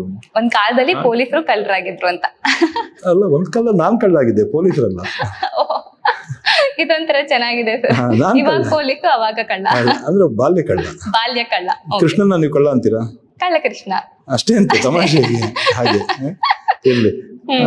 ಹೋಗೋದು ಕೃಷಿಯನ್ನ ನಾವು ಈಗ ಅಪ್ಪ ಅಮ್ಮ ಮತ್ತೆ ನಮ್ಮ ಕುಟುಂಬದವರೆಲ್ಲ ಹೊಲದಲ್ಲಿ ಬೇಸಾಯ ಮಾಡಬೇಕಾದ್ರೆ ನಾವು ಸಣ್ಣ ಮಕ್ಕಳು ಇರ್ತಿದ್ವಲ್ಲ, ನಮ್ಮಲ್ಲಿ ರಾಗಿ ಕೃಷಿ ಪ್ರಧಾನ ಕೃಷಿ. ರಾಗಿ ಬೆಳೆಯೋದು. ನಾವು ರಾಗಿಯನ್ನ ಬೆಳಲಿಕ್ಕೆ ಭರಣಿ ಮಳೆ, ಈಗ ಚೈತ್ರ ಮಾಸ ಇದು, ಈಗ ಯುಗಾದಿ ಕಳೆದ ತಕ್ಷಣ ಚೈತ್ರ ಮಾಸ. ಈ ಚೈತ್ರ ಮಾಸದ ಕಡೆಯ ಪಾದದಲ್ಲಿ ಭರಣಿ ಮಳೆ ಸ್ಟಾರ್ಟ್ ಆಗ್ತದೆ. ಈ ಭರಣಿ ಮಳೆ ಸ್ಟಾರ್ಟ್ ಆಗಿ ಮಳೆ ಹೋಗ್ಬೇಕಾದ್ರೆ ಮುಂಗಾರು ಮಳೆ ನಮಗೆ ಹೆಸರು ಕಾಳು ಹಾಕೋದು, ಹೆಸರು ಕಾಳು ಬಿತ್ತನೆ ಮಾಡೋದು, ಉದ್ದಿನ ಕಾಳು ಬಿತ್ತನೆ ಮಾಡೋದು, ಎಳ್ಳು ಹಾಕೋದು, ಆಮೇಲೆ ಮುಂಗಾರು ಜೋಳ ಹಾಕೋದು, ಇವೆಲ್ಲ ಇದಾವೆ. ಇದೆಲ್ಲ ಆದ ನಂತರ ಇದೇ ಮಳೆಗಾಲದಲ್ಲಿ ಈ ರಾಗಿ ಬೆಳಿಲಿಕ್ಕೆ ಆ ಹೊಲವನ್ನೆಲ್ಲ ಹಸನು ಮಾಡ್ಕೊಳ್ತೇವೆ. ಒಟ್ಲು ಮಾಡ್ತೇವೆ. ಒಟ್ಲು ಅಂತ ಹೇಳಿದ್ರೆ ರಾಗಿ ಪೈರುಗಳನ್ನೆಲ್ಲ ಒಂದ್ ಕಡೆ ಹಾಕಿ ರಾಗಿ ಪೈರುಗಳನ್ನ ಸಸಿ ಮಾಡ್ಕೊಳ್ಳೋದು, ಒಟ್ಲು ಅಂತ ಕರಿತೇವೆ. ಆ ಒಟ್ಲು ಮಾಡಿ ನಾವು ಸಸಿ ಕೀಳ್ಲಿಕ್ಕೆ ಅಂತ ಹೇಳಿ ಮಳೆ ಬಿದ್ದಾಗ ಸಸಿ ಹಾಕ್ಲಿಕ್ಕೆ ಅಂತ ಹೋದಾಗ ಸಸಿ ಕೀಳೋದು. ಅಪ್ಪ ಅಮ್ಮ ಮತ್ತೆ ಬೇರೆಯವರೆಲ್ಲ ಸಸಿ ಕಿತ್ತರೆ ಅದನ್ನ ಕಂತೆ ಕಟ್ಟೋದು. ಆ ಕಂತೆನ 2-3 ಇಟ್ಕೊಂಡು ಹೋಗಿ ಸಸಿ ಹಾಕರಿ ಕೊಡೋದು. ಕೃಷಿಯಲ್ಲಿ ನಾವು ಸಣ್ಣ ಹುಡುಗರಿದ್ದಾಗ ನಾವು ತೊಡಗಿಸ್ಕೊಂಡದ್ದು. ಕೃಷಿ ಅಂದ್ರೆ ಹೇಗೆ ನಮ್ಗೆ ರಕ್ತಗತವಾಗಿ ಹಾಸು ಹೊಕ್ಕಾಗಿ ಬಂದಿದೆ ಅಂತ ಸಸಿ ತೊಗೊಂಡೋಗೋದು, ಸಸಿ ಹಾಕರಿಗೆ ಕೊಡೋದು. ನಮ್ ಚಿಕ್ಕಪ್ಪ ಇದ್ದಾರೆ ಹೊನ್ನಪ್ಪ ಅಂತ, ಅವರು ಪಗಡದ ಏಕೆ ಅಂತೇಳಿ ಸಾಲ್ಮಣಿ ಹೊಡಿತಾ ಇದ್ರು. ಪಗಡದ ಅಂದ್ರೆ ಸಾಲ್ಮಣಿ ಅಂತ ಹೇಳಿದ್ರೆ 4 ಹಲ್ಲಿರ್ತಕ್ಕಂಥ ಸಾಲ್ಮಣಿಯನ್ನ ಒಂದ್ ಸೈಡ್ ಹೊಡೆದು ಇನ್ನೊಂದ್ ಸೈಡ್ ಅಡ್ಡ ಹೊಡೆಯೋದು. ಅಂದ್ರೆ ಕರೆಕ್ಟ್ ಮಧ್ಯಕ್ಕೆ ಈ ರೀತಿ ಬದ್ದಲಲ್ಲಿ ಸಸಿ ಹಾಕೋದು. ನನಗೆ ಬಹಳ ಖುಷಿ ಅಂತ ಹೇಳಿದ್ರೆ ಆ ಸಾಲ್ಮಣಿ ಮೇಲೆ ಕುತ್ಕೊಳ್ಳೋದು, 2 ಎತ್ಗಳು ಮುಂದೆ ಹೋಗೋದು, ನಮ್ಮ ಚಿಕ್ಕಪ್ಪ ಹಿಂದೆ ಸಾಲು ಹೊಡೆಯೋದು, ನಾವು ಸಾಲ್ಮಣಿ ಮೇಲೆ ಕುತ್ಕೊಂಡು ಇಟ್ಕೊಂಡು ಹೋಗೋದು. ಆ ಥರದ ಇಂಟ್ರೆಸ್ಟ್. ಸೊಸಿ ಕೊಡೋದು, ಸಾಲ್ಮಣಿ ಮೇಲೆ ಕೂತ್ಕೊಳ್ಳೋದು, ಹೆಗ್ಗುಂಟೆ ಮೇಲೆ ಕೂರೋದು, ಆಮೇಲೆ ಕಣ ಮಾಡಬೇಕಾದ್ರೆ ರೋಣಗಲ್ ಮೇಲೆ ನಾವು ಕೂತ್ಕೊಳ್ಳೋದು, ಆಮೇಲೆ ದನಗಳನ್ನ ಹೊಡ್ಕೊಂಡು ಹೋಗಿ ಎಲ್ಲರ ಕಟ್ಟೆ ಕೆರೆಯಲ್ಲಿ ಅವಕ್ಕೆ ಮೈ ತೊಳೆಯುವಂಥದ್ದು, ಆಮೇಲೆ ಕಾರಬ್ಬ ಬಂದ್ರೆ ಎತ್ತಿನ ಗಾಡಿ, ರೈತ ಪರಿಕರಗಳು, ಆಮೇಲೆ ದನಗಳು ಇವುಗಳೆಲ್ಲ ತೊಳೆದು ಅವಕ್ಕೆಲ್ಲ ಸಿಂಗಾರ ಮಾಡುವಂಥದ್ದು. ಮ್ಯಾಕ್ಸಿಮಮ್ ನಮಗೆ ಕೊಟ್ಟ ಪಾಕೆಟ್ ಮನಿ ಅಂತ ಕೊಟ್ಟಿದ್ದ ದುಡ್ಡನ್ನೆಲ್ಲ ಜೇಬಲ್ಲಿ ಇಟ್ಕೊಂಡು ಕಾರಬ್ಬ ದಿನ ನಮಗೆ ಬೇಕಂತಂದು ನಮ್ಮ ದನಗಳಿಗೆ ನಾವು ಎತ್ತುಗಳಿಗೆ ಸಿಂಗಾರ ಮಾಡಿ ಊರದೇ ನಮ್ಮ ರೋನ್ನೋಸ್ಕೊಳ್ಳುವಂಥ ಮನಸ್ಥಿತಿಗಳು ಕಾಂಪಿಟೇಷನ್ ಇರ್ತಾ ಇತ್ತು ನಮಗೆ. ಅದು ಅಂದ್ರೆ ಇಲ್ಲಿ ಏನ್ ಹೇಳ್ಬೇಕಂದ್ರೆ ಈ ಪ್ರಕೃತಿ ಒಟ್ಟಿಗೆ ಪರಿಸರದ ಒಟ್ಟಿಗೆ ಒಂಥರ ಆತ್ಮಾನುಸಂಧಾನದಲ್ಲಿ ಬೆಳೆದವರು ನಾವು RCC ಬಿಲ್ಡಿಂಗ್, ಸಿಮೆಂಟ್ ಕಾಂಕ್ರೀಟ್ ಕಾಡಲ್ಲಿ ಬೆಳೆದವರಲ್ಲ, ಹಸಿರ ನಡುವೆ ಬೆಳೆದವರು ಅಂತ. ಹಸಿರ ನಡುವೆ ಬೆಳೆದಿದ್ದೇವೆ. ರೈತಾಪಿ ವ್ಯವಸ್ಥೆ, ರೈತಾಪಿ ಕುಟುಂಬದ ವ್ಯವಸ್ಥೆ, ರೈತಾಪಿ ಕೆಲಸಗಳು ನಮಗೆ ದಿನನಿತ್ಯ ಹಸುಕಾದ ಬದುಕುಗಳು. ಹಾಗಾಗಿ ರೈತಾಪಿತನದ ರೈತನ ಕೃಷಿ ಚಟುವಟಿಕೆ ನನಗೆ ತುಂಬಾ ಖುಷಿ. ಯಾವಾಗಲೂ ಒಂದು 6-7 ವರ್ಷ ನಾನೇ ಬೇಸಾಯ ಮಾಡಿ, ನಾನೇ ಕೃಷಿ ಮಾಡಿ 140ರಿಂದ 160 ಕ್ವಿಂಟಲ್ ತನಕ ರಾಗಿ ಬೆಳೆದಿದ್ದೇನೆ. ನಾನು ಮಾಡಿದ್ದೇನೆ. ನನಗೆ ಇವತ್ತು ಕೃಷಿ ಬರ್ತದೆ. ನಾನು ಬೇಸಾಯನೂ ಹೊಡಿತೀನಿ, ಟ್ರ್ಯಾಕ್ಟರ್ನೂ ಓಡುತ್ತೆ, ಟ್ರ್ಯಾಕ್ಟರ್ಲಿ ಬೇಸಾಯನೂ ಹೊಡಿತೀನಿ, ಈವನ್ ನೇಗಿಲಲ್ಲೂ ಬೇಸಾಯ ಹೊಡಿತೇನೆ, ಹೆಗ್ಗುಂಟೆನೂ ಹೊಡಿತೇನೆ, ಸಾಲ್ಮಣಿನೂ ಹೊಡಿತೇನೆ, ಹಸಿರುಗುಂಟೆನೂ ಹೊಡಿತೇನೆ. ಇದು ಕೃಷಿಯಲ್ಲಿಂತ ಬರೋದಿಲ್ಲ ಅನ್ನಂಗಿಲ್ಲ, ಇವತ್ತು ನನಗೆ ಬರ್ತದೆ. ಕಾರಣ ನಾನು ಕೃಷಿಕನ ಮಗ ಅಂತ. ರೈತಾಪಿತನ ಅಷ್ಟು ಶ್ರೇಷ್ಠವಾದ ಕೆಲಸ ಅಂತ ಬಸವಣ್ಣವರು ತಮ್ಮ ವಚನದಲ್ಲಿ ಹೇಳ್ತಾರೆ. ಕೃಷಿ ಕೃತ್ಯ ಕಾಯಕವ ಮಾಡುವ ಸದ್ಭಕ್ತನ ಪಾದಂಗಳ ತೋರಿಸಿ ಎನ್ನ ಬದುಕಿಸಯ್ಯ. ಕೃಷಿ ಕೃತ್ಯ ಕಾಯಕವ ಮಾಡುವ ಸದ್ಭಕ್ತನ ಪಾದಂಗಳ ತೋರಿಸಿ ಎನ್ನ ಬದುಕಿಸಯ್ಯ. ಆತನ ತನು ಶುದ್ಧ, ಆತನ ಮನಶುದ್ಧ, ಆತನ ಭಾವಶುದ್ಧ. ಆತನ ಮನೆಗೋಗಿ ಲಿಂಗ ಪೂಜೆಗೆಗೊಂಡು ದಾಸೋಹ ಸ್ವೀಕರಿಸಿದ ಗುರುವಿನ ಜೀವನ ಪಾವನ ನೋಡ ನಮ್ಮ ಕೂಡಲ ಸಂಗಮ ದೇವ ಅಂತೇಳಿ ಅಣ್ಣ ಬಸವಣ್ಣ ಶರಣರ ಕಾಲದಲ್ಲಿ ಬರೀತಾರೆ. ಶರಣರ ಕಾಲದಲ್ಲಿ ಶರಣ ಮುದ್ದಯ್ಯ ಅಂತ ಬರ್ತಾರೆ ಒಬ್ರು. ಕುರುಬರ ಬಿರಯ್ಯ ಕೃಷಿಕ, ಮುದ್ದಯ್ಯ ಕೃಷಿಕ. ಇನ್ನು ಕುವೆಂಪುರವರು ಬರೀತಾರೆ ನೋಡಿ, ರಾಜ್ಯಗಳು ಉದಿಸಲಿ ರಾಜ್ಯಗಳ ಎಳೆಯಲ್ಲಿ ಹಾರಲಿ ಗದ್ದಿಗೆ ಮುಕುಟಗಳು, ಮುತ್ತಿಗೆ ಹಾಕಲಿ ಸೈನಿಕರೆಲ್ಲ, ಬಿತ್ತುಳುವುದು ಬಿಡುವುದಿಲ್ಲ, ನೇಗಿಲ ಕುಳದೊಳಗಡಗಿದೆ ಕರ್ಮ, ನೇಗಿಲ ಮೇಲೆ ನಿಂತಿದ್ಧರ್ಮ. ಎಲ್ಲ ಧರ್ಮಗಳು ನಿಂತಾರೆ ನೇಗಿಲ ಮೇಲೆ ಎಂತ. ನೇಗಿಲ ಕುಳ 4 ವರ್ಷ ಭೂಮಿಯನ್ನ ಅಲಗಾಡಿಸ್ತಿದ್ರೆ, 4 ವರ್ಷ ಭೂಮಿಯನ್ನ ವ್ಯವಸಾಯ ಮಾಡದೆ, ಉಳುಮೆ ಮಾಡದೆ, ವ್ಯವಸಾಯ ಮಾಡದಲ್ಲೇ ಇದ್ರೆ ಜಗತ್ತಲ್ಲಿ ಯಾವ ಧರ್ಮನೂ ಇರೋದಿಲ್ಲ ಅಂತ. ಇವೆಲ್ಲ ನಗ್ನ ಸತ್ಯಗಳು. ನಾನು ಶ್ರೇಷ್ಠ, ನೀವು ಕನಿಷ್ಠ, ನೀವು ಶ್ರೇಷ್ಠ, ನಾನು ಕನಿಷ್ಠ ಅನ್ನೋಂಥ ಎಲ್ಲಾ ಧರ್ಮಗಳು, ನಾನು ನಂಬಿರೋದೇ ಸರಿ, ನೀವು ನಂಬಿರೋದೇ ತಪ್ಪು, ನೀವು ನಂಬಿರೋದೇ ಸರಿ, ನಾನು ನಂಬಿರೋ ತಪ್ಪು ಅಂತೇಳಿ ನಾವಿವತ್ತೇನು ಹೋರಾಟ ಮಾಡ್ತಾ ಇದ್ದೀವಲ್ಲ, ಇವೆಲ್ಲ 4 ವರ್ಷ ಕುಳ, ನೇಗಿಲ ಕುಳ ಅನ್ನೋದು 4 ವರ್ಷ ಭೂಮಿಯನ್ನ ಉಳುಮೆ ಮಾಡ್ತಿದ್ರೆ ಇವ್ಯಾವು ಇರೋದಿಲ್ಲ. ಅಲ್ಲಿನ ತನಕ ಯಾಕೆ CCD ಅಂತ ಕೇಳಿದ್ದೀರಲ್ಲ, ಈ ಜೇನು ಹುಟ್ಟು ಜೇನು ಹುಳ ಇವತ್ತಿನಿಂದ ಇನ್ನು 2 ವರ್ಷ ಪರಾಗಸ್ಪರ್ಶ ಕ್ರಿಯೆಯನ್ನು ಬಿಟ್ಟು ಜೇನು ಹುಳ ಅಂತ್ಯವಾಗಿ, ಈ ಜಗತ್ತಲ್ಲಿ ಜೇನು ಹುಳ ಹಿಲ್ದಲೇ ಇದ್ದು ಜೇನು ಹುಳ ಅಂತ್ಯವಾಗಿ 2 ವರ್ಷ ಪರಾಗಸ್ಪರ್ಶ ಆಗಿದ್ರೆ 3ನೇ ವರ್ಷದಿಂದ ಈ ಜಗತ್ತಲ್ಲಿ ಜನ ಇರೋದಿಲ್ಲ, ಪ್ರಳಯ ಆಗ್ತದೆ. ಅದು ಗೊತ್ತಿರಲಿ. ಒಂದಕ್ಕೊಂದೆಲ್ಲ ಇಂಟರ್ಲಿಂಕ್. ಹಾಗಾಗಿ ಕೃಷಿ ಅನ್ನೋದು ಬಹಳ ಇಟ್ಸ್ ಎ ಸೈನ್ಸ್. ಕೃಷಿ ಅನ್ನೋದು it's an art, it's A science. ಕೃಷಿ ಅನ್ನೋದು ತೃಪ್ತಿ, ಕೃಷಿ ಅಂದ್ರೆ ಅದು ಅದಮ್ಯ, ಅದೊಂಥರ ಅದು ಬೇರೆನೇ ಲೋಕ. ಅದು ಒಮ್ಮೆ ಅದ್ರಲ್ಲಿ ತೊಡಗಿಸ್ಕೊಂಡ್ರೆ ಸಾಕು, ಮತ್ತೆ ನೀವು ಆಚೆ ಬರ್ಲಿಕ್ಕಲ್ಲ. ಇಟ್ ಇಸ್ ಅನ್ ಅಡಿಕ್ಷನ್ ಅದು ಕೃಷಿ ಅಂದ್ರೆ. ಅಲ್ಲಮ್ಮ ಪ್ರಭುಗಳು ತಮ್ಮ ವಚನದಲ್ಲಿ ಹೇಳ್ತಾರೆ, ಗುಗ್ಗಯ್ಯ ಅಂತ ಹೇಳಿ ಒಬ್ಬ ಕೃಷಿಕನಿಗೆ ಹೇಳ್ತಾರೆ, ತನುವ ತೋಂಟವ ಮಾಡಿ ಮನವ ಗುದ್ದಲಿ ಮಾಡಿ ಬಗೆದು ಬಿಡಿಸಿದರಯ್ಯ ಭವದ ಪ್ರಾಂತಿಯ ಬೇರುಗಳ, ಸಂಸಾರವೆಂಬ ಹೆಂಟೆಗಳ ಬೆಳೆದು ಬಿತ್ತಿದರಯ್ಯ ಬ್ರಹ್ಮದ ಬೀಜವ, ಅಖಂಡ ಮಂಡಲವೆಂಬ ಬಾವಿ ಪವನವೇರಾಟಾಳ, ಸುಷಮ್ನಾಳದಿಂದ ಉದಕವನ ಇರಿದು ಸಾಕಿ ಸಲಹಿತರಯ್ಯ, ಬಸವುಗಳ 5 ಬಂದು ಬೆಳೆಗಳ ಹಾಡುಗೆಡಿಸಿರೆಂದು ಸ್ಮೃತಿ ಸ್ಮರಣೆ ಸೈರಣೆಯಿಂದ ಜಾಗರವಿದ್ದು ಸಸಿಗಳ ಸಾಕಿ ಸಲಹಿದನಯ್ಯ ಗುಹೇಶ್ವರ ಅಂತೇಳಿ ರೈತನ ಬಗ್ಗೆ ಮಾತಾಡ್ತಾರೆ.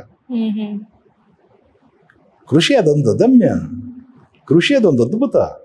ಅದು ತೊಡಗಿಸ್ಕೊಂಡ್ರಿಗೆ ಮಾತ್ರ ಅದ್ರ ಸುಖ ಸಿಗ್ತದೆ. ನಾವು ಎಲ್ಲ ಈ ಜಗತ್ತಲ್ಲಿ ಹಣ ಕೊಟ್ಟರೆಲ್ಲ ಸಿಗ್ಬೋದು, ಜಗತ್ತಲ್ಲಿ ಹಣ ಕೊಟ್ಟರೆ ಸಿಗ್ಲಾರ್ದಂಥ ವಸ್ತುಗಳು ಅಂತ ಹೇಳಿದ್ರೆ ತಂದೆ ತಾಯಿ, ಮತ್ತೆ ನಾವು ತಿನ್ನುವ ಅನ್ನ, ಮತ್ತೆ ಕುಡಿಯೋ ನೀರು. ಸೈನ್ಸ್ ಎಷ್ಟೇ ಮುಂದುವರೆದ್ರು ಅನ್ನ ಹೊಸ್ತಾ ಕಂಡುಹಿಡಿಯೋಕ್ಕಾಗಿಲ್ಲ. ರೈತಾಪಿ ವ್ಯವಸ್ಥೆಯಿಂದಲೇ ಅವ್ರು ಮಾಡಬೇಕು. ಸೈನ್ಸ್ ಎಷ್ಟೇ H2O ಅದೇ ಆಮ್ಲಜನಕ ಪ್ಲಸ್ ಜಲಜನಕ ಸೇರಿ ನೀರು ಅಂತ ನಾವು ಕಂಡುಹಿಡ್ತಿದ್ದೇವೆ. ಆದರೆ ಆಮ್ಲಜನಕ ಮತ್ತು ಜಲಜನಕ ಎರಡನ್ನು ಸೇರಿ ನೀರು ಕಂಡುಹಿಡಿಯೋದು ಮನುಷ್ಯನ ಕಲ್ತಿಲ್ಲ. ಪ್ರಕೃತಿಯ ಸೀಕ್ರೆಟೇ ಅದು, ಎಲ್ಲವನ್ನು ಹೇಳುತ್ತೆ, ಅದೇನು ನಿಮ್ಮ ಕೈಲಿ ಕೊಡೋದಿಲ್ಲ. ಅದನ್ನೇ ನಾನು ಪರತತ್ವ ಅಂತ ಹೇಳೋದು ಯಾವಾಗಲೂ. ನಾವು ಪರಾಧೀನ ಅಂತ ಹೇಳೋದು ಇದನ್ನೇ. ಎಲ್ಲವೂ ಗೊತ್ತಿದೆ, ಆದ್ರೇನೂ ಗೊತ್ತಿಲ್ಲ. ಹಾಗಾಗಿ ನಮ್ಮ ಲಿಮಿಟೇಷನ್ಸಲ್ಲಿ, ನಮ್ಮ ವ್ಯವಸ್ಥೆಯಲ್ಲಿ ನಾವು ಬದುಕನ್ನು ಚಂದವಾಗಿ ಕಟ್ಟಿಕೊಂಡು ಅಂದಗಾಣಿಸ್ಕೊಂಡ್ರೆ ಅದು ಚಂದದ ಬದುಕು ಅನ್ನೋದು ನನ್ನ ವೈಯಕ್ತಿಕ ಅಭಿಪ್ರಾಯಗಳು. ನಿಮ್ಮ ಒಂದು ಫಸ್ಟ್ ಪೋಸ್ಟಿಂಗ್ ಎಲ್ಲಾಯ್ತು ಸರ್? ನನ್ನ ಫಸ್ಟ್ ಪೋಸ್ಟಿಂಗು ಅಕಾಡೆಮಿಲಿ ಟ್ರೈನಿಂಗ್ ಮುಗಿದ ನಂತರ ಪ್ರೊಬೇಷನರ್ ಆಗಿ ಚಿಕ್ಕಮಗಳೂರು ಜಿಲ್ಲೆಗೆ ಹಾಕಿದ್ರು. ಆಗ DIG ವೆಸ್ಟರ್ನ್ ರೇಂಜಲ್ಲಿ ಬಿಪಿನ್ ಗೋಪಾಲಕೃಷ್ಣ ಸಾಹೇಬ್ರಿದ್ರು. SP ಚಿಕ್ಕಮಗಳೂರಿಗೆ ಕೊಟ್ಟಾಗ SP ಚಂದ್ರಶೇಖರ್ ಅಂತ ಇದ್ರು. ಅವರಿಗೆ ಇಂದಿರಾ ಪ್ರಿಯದರ್ಶಿನಿ ಅಂತಲೂ ಅವಾರ್ಡ್ ಆಗಿತ್ತು. ಅವರು SP ಇದ್ರು. ನನಗೆ ಕಡೂರು ಪ್ರೊಬೇಷನರ್ ಆಗಿ ಫಸ್ಟ್ ಪೋಸ್ಟಿಂಗ್ ಮಾಡಿದ್ರು. ಕಡೂರಲ್ಲಿ ನನಗೆ ಪ್ರೊಬೇಷನರ್ ಆಗಿ ಪ್ರಥಮವಾಗಿ ಪೊಲೀಸ್ ಕೆಲಸ ಕಲಿಯುವಂಥ ಒಂದು ಸೌಭಾಗ್ಯ ಸಿಕ್ಕಿದ್ದು ಕಡೂರಲ್ಲಿ. ನೂರುಲ್ಲಾ ಶರೀಫ್ ಅಂತ ಹೇಳಿ ಒಬ್ಬರು ಸಬ್ ಇನ್ಸ್ಪೆಕ್ಟರ್ ಇದ್ರು. ಅವರ ಕೈ ಕೆಳಗೆ ನನಗೆ ಕೆಲಸ ಕಲಿಯುವಂತಹ, ನಾನು ಕೆಲಸ ಮಾಡುವಂತಹ ಅಲ್ಲ, ಕಲಿಯುವಂತಹ ಅವಕಾಶ ಸಿಕ್ತು. ನೂರುಲ್ಲಾ ಶರೀಫ್ ಅವರು ಮೊನ್ನೆ ಕೋವಿಡಲ್ಲಿ ತೀರೋದ್ರು. ನನ್ನ ಅಂತರಂಗದ ಗುರುಗಳು ಅವರು ಒಬ್ರು. ನನಗೇನಾದರೂ ಇವತ್ತೆರಡು ಅಕ್ಷರ ಪೊಲೀಸಲ್ಲಿ ಕಲ್ತಿದ್ದೇನೆಂದ್ರೆ ಅದಕ್ಕೆ ಮೂಲ ಕಾರಣಕರ್ತರು ಬಂದು ಪ್ರಾಕ್ಟಿಕಲ್ ಟ್ರೈನಿಂಗಲ್ಲಿ ನೂರುಲ್ಲಾ ಶರೀಫ್. ಅದಾದ ನಂತರ ನನಗೆ ಮೂಡಿಗೆರೆ ಕೊಟ್ಟರು. ಕಡೂರು ಆದಮೇಲೆ ಟ್ರೈನಿಂಗ್ ಆದಮೇಲೆ ಮೂಡಿಗೆರೆ ಟ್ರೈನಿಂಗು. ಅಲ್ಲಿ B ಮಹಾಂತೇಶ್ ಅಂತೇಳಿ ಇನ್ಸ್ಪೆಕ್ಟರ್ ಇದ್ದರು. ಅವರು ಸಹ ತೀರೋಗಿದ್ದಾರೆ. ಅವರು ಸಹ ನನ್ನಲ್ಲಿ ಈಗ ಹೇಳಲಿಕ್ಕೆ ಇಲ್ಲ. ಅವರು ಸಹ ನನಗೆ ಅವ್ರಿಗೆ ಗೊತ್ತಿರೋ ಎಲ್ಲ ವಿದ್ಯೆಗಳನ್ನು ದಾರ ಎರೆದ್ರು. ಅದಾದ ನಂತರ MC ಬೂದಿಯಾಳ ಅಂತೇಳಿ ತರೀಕೆರೆಯಲ್ಲಿ ನನಗೆ ಟ್ರೈನಿಂಗ್ ಕೊಟ್ಟರು. MC ಬೂದಿಯಾಳ ನಮ್ಮ ಹುಬ್ಬಳ್ಳಿ ಧಾರವಾಡದಲ್ಲೇ ಇದ್ದಾರೆ. ಅದೊಂದು ನನ್ನ ಲಕ್ಕು. ಇವರೆಲ್ಲರಿಗೂ ಕಲಶಪ್ರಾಯವಾಗಿ ಬಾಳಪ್ಪ ನಿಂಗಪ್ಪ ಬಡಿಗೇರ್ ಅಂತೇಳಿ, ಬಾನಿ ಬಡಿಗೇರ್ ಅಂತೇಳಿ ತರೀಕೆರೆ DSP ಇದ್ರು. ಆ ಪುಣ್ಯಾತ್ಮರನ್ನ ನೆನೆಸ್ತಿದ್ರೆ ನಮ್ಗೆ ಅನ್ನ ಸಿಗಲಿಕ್ಕೆ ಇಲ್ಲ. ಅವರು ತರೀಕೆರೆ DSP ಇದ್ರು. ಅವ್ರ ಅಂಡರ್ 8 ಸ್ಟೇಷನ್ ಬರ್ತಾ ಇತ್ತು. ಕಡೂರು, ಪಂಚನಹಳ್ಳಿ, ಸಿಂಗಟಗೆರೆ, ಸಕರಾಯಪಟ್ಟಣ, ಬೀರೂರು, ಲಿಂಗದಹಳ್ಳಿ, ಅಜ್ಜಂಪುರ, ತರೀಕೆರೆ ರೂರಲ್ಲು, ಇಷ್ಟು ಸ್ಟೇಷನ್ ಬರ್ತಾ ಇತ್ತು. ಪ್ರೊಬೇಷನರ್ ಸಬ್ ಇನ್ಸ್ಪೆಕ್ಟ್ರಿಗೋಸ್ಕರ ಇವನು ನನಗೆ ಟ್ರೈನಿಂಗ್ ಕೊಡಬೇಕು ಅನ್ನೋ ಒಂದೇ ಒಂದು ಮಹತ್ವಾಕಾಂಕ್ಷೆಯಲ್ಲಿ 4 ತಿಂಗಳ ಟ್ರೈನಿಂಗಲ್ಲಿ 8 ಪೊಲೀಸ್ ಸ್ಟೇಷನ್ ಇನ್ಸ್ಪೆಕ್ಷನ್ ಮಾಡ್ತಾರೆ. ಇನ್ಸ್ಪೆಕ್ಷನ್ ನೋಟ್ಸ್ಗಳನ್ನು ನನ್ನ ಹ್ಯಾಂಡ್ ರೈಟಿಂಗಲ್ಲಿ, ನನ್ನ ಅಕ್ಷರದಲ್ಲಿ ಬರೆಸ್ತಾರೆ. ಅವ್ರಿಗೆ ಗೊತ್ತಿರೋ ವಿದ್ಯೆನೆಲ್ಲ ನನಗೆ ದಾರೆ ಎರೆದ್ರು. ಈ ಹೇಗೆ ಅಂತ ಹೇಳಿದ್ರೆ, ಅದನ್ನು ಒಂದು ಈ ಅಲ್ಲಮ ಪ್ರಭುಗಳು ಅನಿಮಿಷಯ್ಯನ ಗುಹೆ ಒಳಗೆ, ದೇವಸ್ಥಾನದೊಳಗೆ ನೋಡ್ತಾರೆ. ಅನಿಮಿಷಯ್ಯ ತನ್ನ ಕೈಯಲ್ಲಿದ್ದ ಲಿಂಗವನ್ನು ಅಲ್ಲಮ ಪ್ರಭುವಿಗೆ ಕೊಟ್ಟು ಅಲ್ಲಮನಿಗೆ ಕೊಡ್ತಾರೆ. ಕೊಟ್ಟವರು ಮರಣ ಹೊಂದ್ಬಿಡ್ತಾರೆ. ಅಂದರೆ ಕಾಯದಲ್ಲಿ ಬಯಲಲ್ಲಿ ಬಯಲಾಗ್ತಾರೆ. ಅನಿಮಿಷಯ್ಯ ಲಿಂಗ ಕೊಟ್ಟು ಒಂದು ಮಾತಾಡೋದಿಲ್ಲ, ಒಂದು ಆಶೀರ್ವಾದ ಮಾಡೋದಿಲ್ಲ, ಏನಿಲ್ಲ, ಹಾಗೆ ಬಯಲಲ್ಲಿ ಬಯಲಾಗ್ತಾರೆ. ಅಲ್ಲಮ ಪ್ರಭು, ಅಲ್ಲಿನ ತನಕ ಅಲ್ಲಮನಾಗಿದ್ದವನು ಅವರ ಕೃಪೆಯಿಂದ ಪ್ರಭು ಆಗ್ತಾನೆ, ಅಲ್ಲಮ ಪ್ರಭು ಆಗ್ತಾನೆ. ಅಲ್ಲಮ ಪ್ರಭು ಪ್ರಪ್ರಥಮವಾಗಿ ಒಂದು ವಚನ ಪ್ರಥಮವಾಗಿ ಬರೀತಾರೆ. ಕಾಣದ ಗುರುವು ಕಣಿಯ ಕಂಡೊಡನೆ ಹೇಳಲಿಲ್ಲದ ಭಿನ್ನಪ, ಮುಟ್ಟಲಿಲ್ಲದ ಅಷ್ಟಮಸ್ತಕದ ಸಂಯೋಗ, ಪೂಸಲಿಲ್ಲದ ವಿಭೂತಿಯ ಪಟ್ಟ, ಮೊಳಗಲಿಲ್ಲದ ಮಂತ್ರಾಭಿಷೇಕ, ತುಂಬಿ ತುಳುಕದ ಕಲಶಾಭಿಷೇಕ, ಎನಗೆ ಲಿಂಗವು ಪ್ರಸಾದಿಸಿ ಎನ್ನ ಗುರು ಮಾಡಿದೆಲ್ಲ ಗುಹೇಶ್ವರ ಅಂತೇಳಿ ಪ್ರಥಮ ವಚನ ಬರೀತಾರೆ. ಹಾಗೆ ನಾನು ಯಾಕೆ ಯಾವಾಗಲೂ ತಂದೆ ತಾಯಿ ಬಿಟ್ಟರೆ ಗುರುವಿಗೆ ಸ್ಥಾನ ಕೊಡ್ತೇನೆ ಅಂತ ಹೇಳಿದ್ರೆ ಈ ಕಾರಣಗಳಿಗೆ. ನಮಗೆ ಗುರುಗಳು ಅಂತ ಹೇಳಿಯವರು ನಮಗೆ ಭಾಳ ಜನ ಇದ್ದಾರೆ, ಕೆಲಸ ಕೊಡಿ. ಈಗ ನಮ್ಮ ರಿಟೈರ್ಡ್ IPS ಆಫೀಸರು DG ಆಗಿದ್ದರು ಕಮಲ್ ಪಂತ್, NS ಮೆಗರಿಕ್, ಈಗ ಇರತಕ್ಕಂಥ ಸೀಮಂತ್ ಕುಮಾರ್ ಸಿಂಗ್, ಈಗ ನಮ್ಮ ADGP ಎಲ್ಲೆಂಡು ಇರತಕ್ಕಂಥ ಹಿತೇಂದ್ರ ಸಾಹೇಬ್, ಅದೇ ರೀತಿ ಮುಂದುವರೆದು ಸುಮಾರು ಜನ. ಈಗ ಇಲ್ಲೇ ಉದಾಹರಣೆ ತಗೊಳ್ಳಿ, ನಮ್ಮ ಹುಬ್ಬಳ್ಳಿ ಧಾರವಾಡದಲ್ಲಿ ನಮ್ಮ ಶಶಿಕುಮಾರ್ ಸಾಹೇಬ್, ನಮ್ಮ ಶಶಿಕುಮಾರ್ ಅವರು IPS IG ಇದ್ದಾರೆ. ಅವರು ಎಷ್ಟು ನಮ್ಮನ್ನು ಸಪೋರ್ಟ್ ಮಾಡ್ತಾ ಇದ್ದಾರೆ ಅಂತ ಹೇಳಿದ್ರೆ ಅದ್ಯಾವ ಜನ್ಮದ ಪುಣ್ಯವೋ ಸುಕೃತ ಫಲವೋ ಗೊತ್ತಿಲ್ಲ, ಅಷ್ಟು ಸಪೋರ್ಟ್ ಮಾಡ್ತಾ ಇದ್ದಾರೆ. ನಮಗೆಲ್ಲ ಈ ಥರದ ಒಂದು ಒಳ್ಳೆ ಅಧಿಕಾರಿಗಳ ಅಂಡರ್ ನಾವು ಕೆಲಸ ಮಾಡ್ತಾ ಇದ್ದೀವಿ ಅನ್ನೋದೇ ನಮ್ಮ ಹೆಗ್ಗಳಿಕೆ ಮತ್ತೊಂದು ಹೆಮ್ಮೆ. ಆ ಥರ ವರ್ಕ್ ಆಯಿತು. ಪ್ರಥಮವಾಗಿ ಪುತ್ತೂರು ಆದ ನಂತರ ವಿಟ್ಲ ಆದಮೇಲೆ Belthangady police station sub inspector ಆಗಿದ್ದೆ. ನಂತರ ಮಂಗಳೂರು ನಾರ್ತ್ ಕೊಟ್ಟರು. ಮಂಗಳೂರು ನಾರ್ತಲ್ಲಿದ್ದಾಗ ಪ್ರಮೋಷನ್ ಆಯಿತು, ಇನ್ಸ್ಪೆಕ್ಟರ್ ಆದ ನಂತರ ಇಂಟೆಲಿಜೆನ್ಸ್ ಮಂಗಳೂರಿದ್ದೆ. ಅದೇ ಸಮಯದಲ್ಲಿ STF ಹೋದೆ ವೀರಪ್ಪನ ಆಪರೇಷನ್ಗೆ 2 ವರ್ಷ. ವೀರಪ್ಪನ ಆಪರೇಷನ್ 2 ವರ್ಷ ನೌಕೆ ಕೆಲಸ ಮಾಡಿದ್ದೇನೆ. ಈ ವೀರಪ್ಪನ ಆಪರೇಷನ್ ಅಂತಂದರೆ ಈ ತಮಿಳ್ನಾಡು ನಮ್ಮ ಸತ್ಯಮಂಗಲಂ ಇದೆಯಲ್ಲ, ಸತ್ಯಮಂಗಲಂ ಹತ್ರ ಕಡಂಬೂರು ಅಂತೇಳಿ, ಕಡಂಬೂರು ಅಂತೇಳಿ ಆ ಏರಿಯಾದಲ್ಲಿ ನನಗೆ ಇಂಟೆಲಿಜೆನ್ಸ್ ಕಲೆಕ್ಷನ್ಗೆ ಹಾಕಿದ್ರು. ನನಗೆ STF ಅಲ್ಲಿ ಕಡಂಬೂರು, ಮಾಕಂಪಾಳ್ಯ, ಗುಂಡ್ರಿ, ಚಿನ್ನಗುಂಡ್ರಿ, ಪೆರಿಯಗುಂಡ್ರಿ, ಬಸವನಾಪುರಮ್ಮು, ಮತ್ತು ಈಚೆ ಸತ್ತಿ, ಮತ್ತು ದಿಂಬಮ್ಮು, ಮತ್ತು ನಾಲ್ರೋಡು, ಮತ್ತು ಈಚೆ ಬಂದರೆ ನಮ್ಮ ಬಂಡೀಪುರ, ಕಾಕನಕೋಟೆ, ನಿಮ್ಮ ನಾಗರಹೊಳೆ, HD ಕೋಟೆ, ಈಚೆಲ್ಲ ನನಗೆ ಸ್ಥಳಗಳ ಪರಿಚಯ, ಮತ್ತು ಅಲ್ಲೇ ಪರಂಪರೆ, ಆ ಕಾಡಿನ ನಡವಳಿಕೆ, ಅವೆಲ್ಲ ಅತ್ಯದ್ಭುತವಾದ ಒಂದು ಎಕ್ಸ್ಪೀರಿಯನ್ಸ್ ಅಂತ ಹೇಳಿದ್ರೆ ನನಗೆ ಬಂದದ್ದು STF ಅಲ್ಲೇ. ನನಗೆ STF ಹೋದ ನಂತರ ಕರ್ವಲೋ ನಾವೆಲ್ಲ ಓದಿದೆ, ಪೂರ್ಣಚಂದ್ರ ತೇಜಸ್ವಿ ಅವ್ರದ್ದು. ಅಂದರೆ ಈ ಜೀವ ಜಗತ್ತು, ಈ ಜಗತ್ತು, ವಿಸ್ಮಯತೆ, ಕಾಡು, ಪರಿಸರ, ಇವೆಲ್ಲ ಅತ್ಯದ್ಭುತವಾದ ವ್ಯವಸ್ಥೆಗಳು ಅಂತ. STF ಇಂದ ಬಂದ ನಂತರ ಅರಸೀಕೆರೆಯಲ್ಲಿ ಇನ್ಸ್ಪೆಕ್ಟರ್ ಆಗಿದ್ದೆ. ನಂತರ ಪುತ್ತೂರು ರೂರಲ್ ಆದ ನಂತರ ನಾನು ಬೆಂಗಳೂರು ಹೈಗ್ರೌಂಡ್ಸಲ್ಲಿ ಟ್ರಾಫಿಕ್ ಇನ್ಸ್ಪೆಕ್ಟರ್ 3 ವರ್ಷ ಬೆಂಗಳೂರಲ್ಲಿ ಮಾಡಿದೆ. ಆಮೇಲೆ ಜ್ಞಾನಭಾರತಿ ಮಾಡಿದೆ, ಕೆಂಗೇರಿ ಮಾಡಿದೆ. ಆಮೇಲೆ ಪ್ರಮೋಷನ್ ಆಯಿತು DSP ಆಗಿ. ನಾನು ISD ಇಂಟರ್ನಲ್ ಸೆಕ್ಯೂರಿಟಿ ಡಿಪಾರ್ಟ್ಮೆಂಟ್ ಅಂತ 1 ವರ್ಷ ಮಾಡಿದೆ. ಆಮೇಲೆ ಬಂಟ್ವಾಳ ಸಬ್ ಡಿವಿಷನ್ಗೆ ಪೋಸ್ಟಿಂಗ್ ಕೊಟ್ಟರು. ನಂತರ ಸ್ವಲ್ಪ ಹೆತ್ತ ತಾಯಿಯ ತವರು ಜಿಲ್ಲೆಗೆ ಬರಬೇಕು ಅನ್ನೋ ಒಂದೇ ಉದ್ದೇಶಕ್ಕೆ ಬಂಟ್ವಾಳದಿಂದ ನಾನು ಲೋಕಾಯುಕ್ತಕ್ಕೆ ಬಂದು ತುಮಕೂರು ಜಿಲ್ಲೆಗೆ ಲೋಕಾಯುಕ್ತಕ್ಕೆ ಬಂದು ಅಲ್ಲಿ ಬರೋಬ್ಬರಿ 4.5 ವರ್ಷ ಲೋಕಾಯುಕ್ತದಲ್ಲಿದ್ದು ಊರು ಮತ್ತು ನನ್ನ ಜನಗಳಿಗೆ ನನ್ನ ಕೈಲಿ ಕೂಡಿದೊಂದು ಸಹಾಯ ಮಾಡಿದೆ. ಲೋಕಾಯುಕ್ತದಿಂದ ಪ್ರಮೋಷನ್ ಆಯಿತು. ಇಲ್ಲಿ ಹುಬ್ಬಳ್ಳಿ ಧಾರವಾಡ DCP ಆಗಿ ಕೆಲಸ ಮಾಡ್ತಾ ಇದ್ದೇನೆ. ಇಲ್ಲಿ ಬಂದು ನಿಯರ್ ಬೈ 1.25 ವರ್ಷ ಆಯಿತು. ತುಂಬಾ ಅಚ್ಚರಿ ನಿಮ್ಮ ಒಂದು ಜರ್ನಿ. ಮೊದಲನೇ ಬಾರಿಗೆ ಯೂನಿಫಾರ್ಮ್ ಹಾಕಿದಾಗ ಯಾವ ರೀತಿ ನಿಮ್ಗೆ ಪ್ರೌಡ್ ಮೂಮೆಂಟ್ ಆಯ್ತು ಸರ್? ಪ್ರೌಡ್ ಮೂಮೆಂಟ್ ಅಲ್ಲ, ಅಶ್ವಿನ್ ಮುಂದೆ ಯಾವ ಪ್ರೌಡ್ ಮೂಮೆಂಟ್ ಇಲ್ಲ ಅಂತ. ನಮ್ಮ ಕೆಪಾಸಿಟಿ, ನಾನು ಮೊದಲೇ KV8 ಹಾಕೊಂಡಿದ್ದೇನೆ ಅಂತ ಮೊದಲೇ ನಿಮ್ಮ ಹತ್ರ ಕನ್ಫೆಷನ್ ಮಾಡ್ಕೊಂಡ್ಬಿಟ್ಟಿದ್ದೇನೆ. ಏನು ಇಲ್ದವನಿಗೆ ಸಿಕ್ಕಿದ್ದೆಲ್ಲ ಬೆನಿಫಿಟೇ ಬೋನಸ್ಸೇ. ನಾನು ಏನು ಎಕ್ಸ್ಪೆಕ್ಟ್ ಮಾಡಿದವನು, ಏನು ನಿರೀಕ್ಷಣೆ ಮಾಡಿದವನು. ಜಗತ್ತಲ್ಲಿ ಭಗವಂತ ಕೊಟ್ಟ ವ್ಯವಸ್ಥೆಯಲ್ಲಿ ನಮ್ಗೆ ಯಾವ ರೀತಿ ಜಗತ್ತು ನಮ್ಮನ್ನ ಕರ್ಕೊಂಡು ಹೋಗ್ತದೆ, ವ್ಯವಸ್ಥೆ ಕೊಡೋದು ಆ ರೀತಿ ಹೋಗೋನು. ಹಾಗಾಗಿ ನನಗೆ ಸಿಕ್ಕಿದ್ದೆಲ್ಲ ಪ್ಲಸ್ ಅಂತ, ಎಲ್ಲ ಪ್ರೌಡ್ ಮೂಮೆಂಟೇ ಅಂತ. ಈಗ ಉದಾಹರಣೆ, ಈಗ ನೀವೆಲ್ಲ ಇದನ್ನ ಒಂದು ನನ್ನ ಇಂಟರ್ವ್ಯೂ ಮಾಡ್ತಿರೋದು ನನ್ನ ಪ್ರೌಡ್ ಮೂಮೆಂಟೇ. ಪ್ರತಿಯೊಂದು ಪ್ರೌಡ್ ಮೂಮೆಂಟೇ. ಯಾಕೆಂದ್ರೆ ಹೊಸತನ ನಮ್ಮಲ್ಲಿ ಇರಬೇಕು.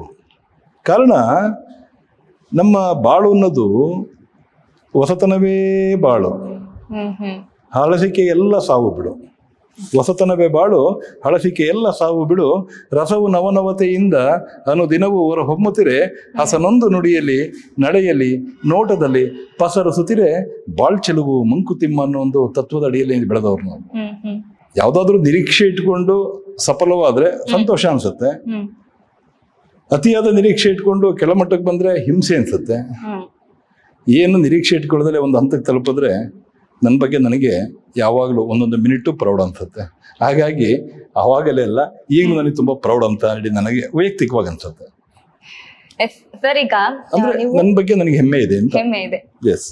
ಈಗ ನೀವು ಅಟ್ ಪ್ರೆಸೆಂಟ್ ಹುಬ್ಬಳ್ಳಿ ಧಾರವಾಡದ DCP ಆಗಿ ಕೆಲಸ ಮಾಡ್ತಾ ಇದ್ದೀರಾ. ಇದನ್ನ ಅಂದ್ರೆ ಹುಬ್ಬಳ್ಳಿ ಧಾರವಾಡನ ಚೋಟ ಮುಂಬೈ ಅಂತ ಕೂಡ ಕರೀತಾರೆ. ಇಲ್ಲಿ ಒಂದಷ್ಟು ಅನ್ನೋದಕ್ಕಿಂತ ಸಾಕಷ್ಟು ಇಲ್ಲಿಗಲ್ ಆಕ್ಟಿವಿಟೀಸ್ ಗಳು ಆಗ್ತಾನೆ ಇರುತ್ತೆ. ಇದನ್ನೆಲ್ಲ ಓವರ್ಕಮ್ ಮಾಡೋದಕ್ಕೆ ನೀವು ಯಾವ ರೀತಿ ಆಕ್ಷನ್ಗಳು ತಗೋತಾ ಇದ್ದೀರಾ ಹಾಗಾದ್ರೆ?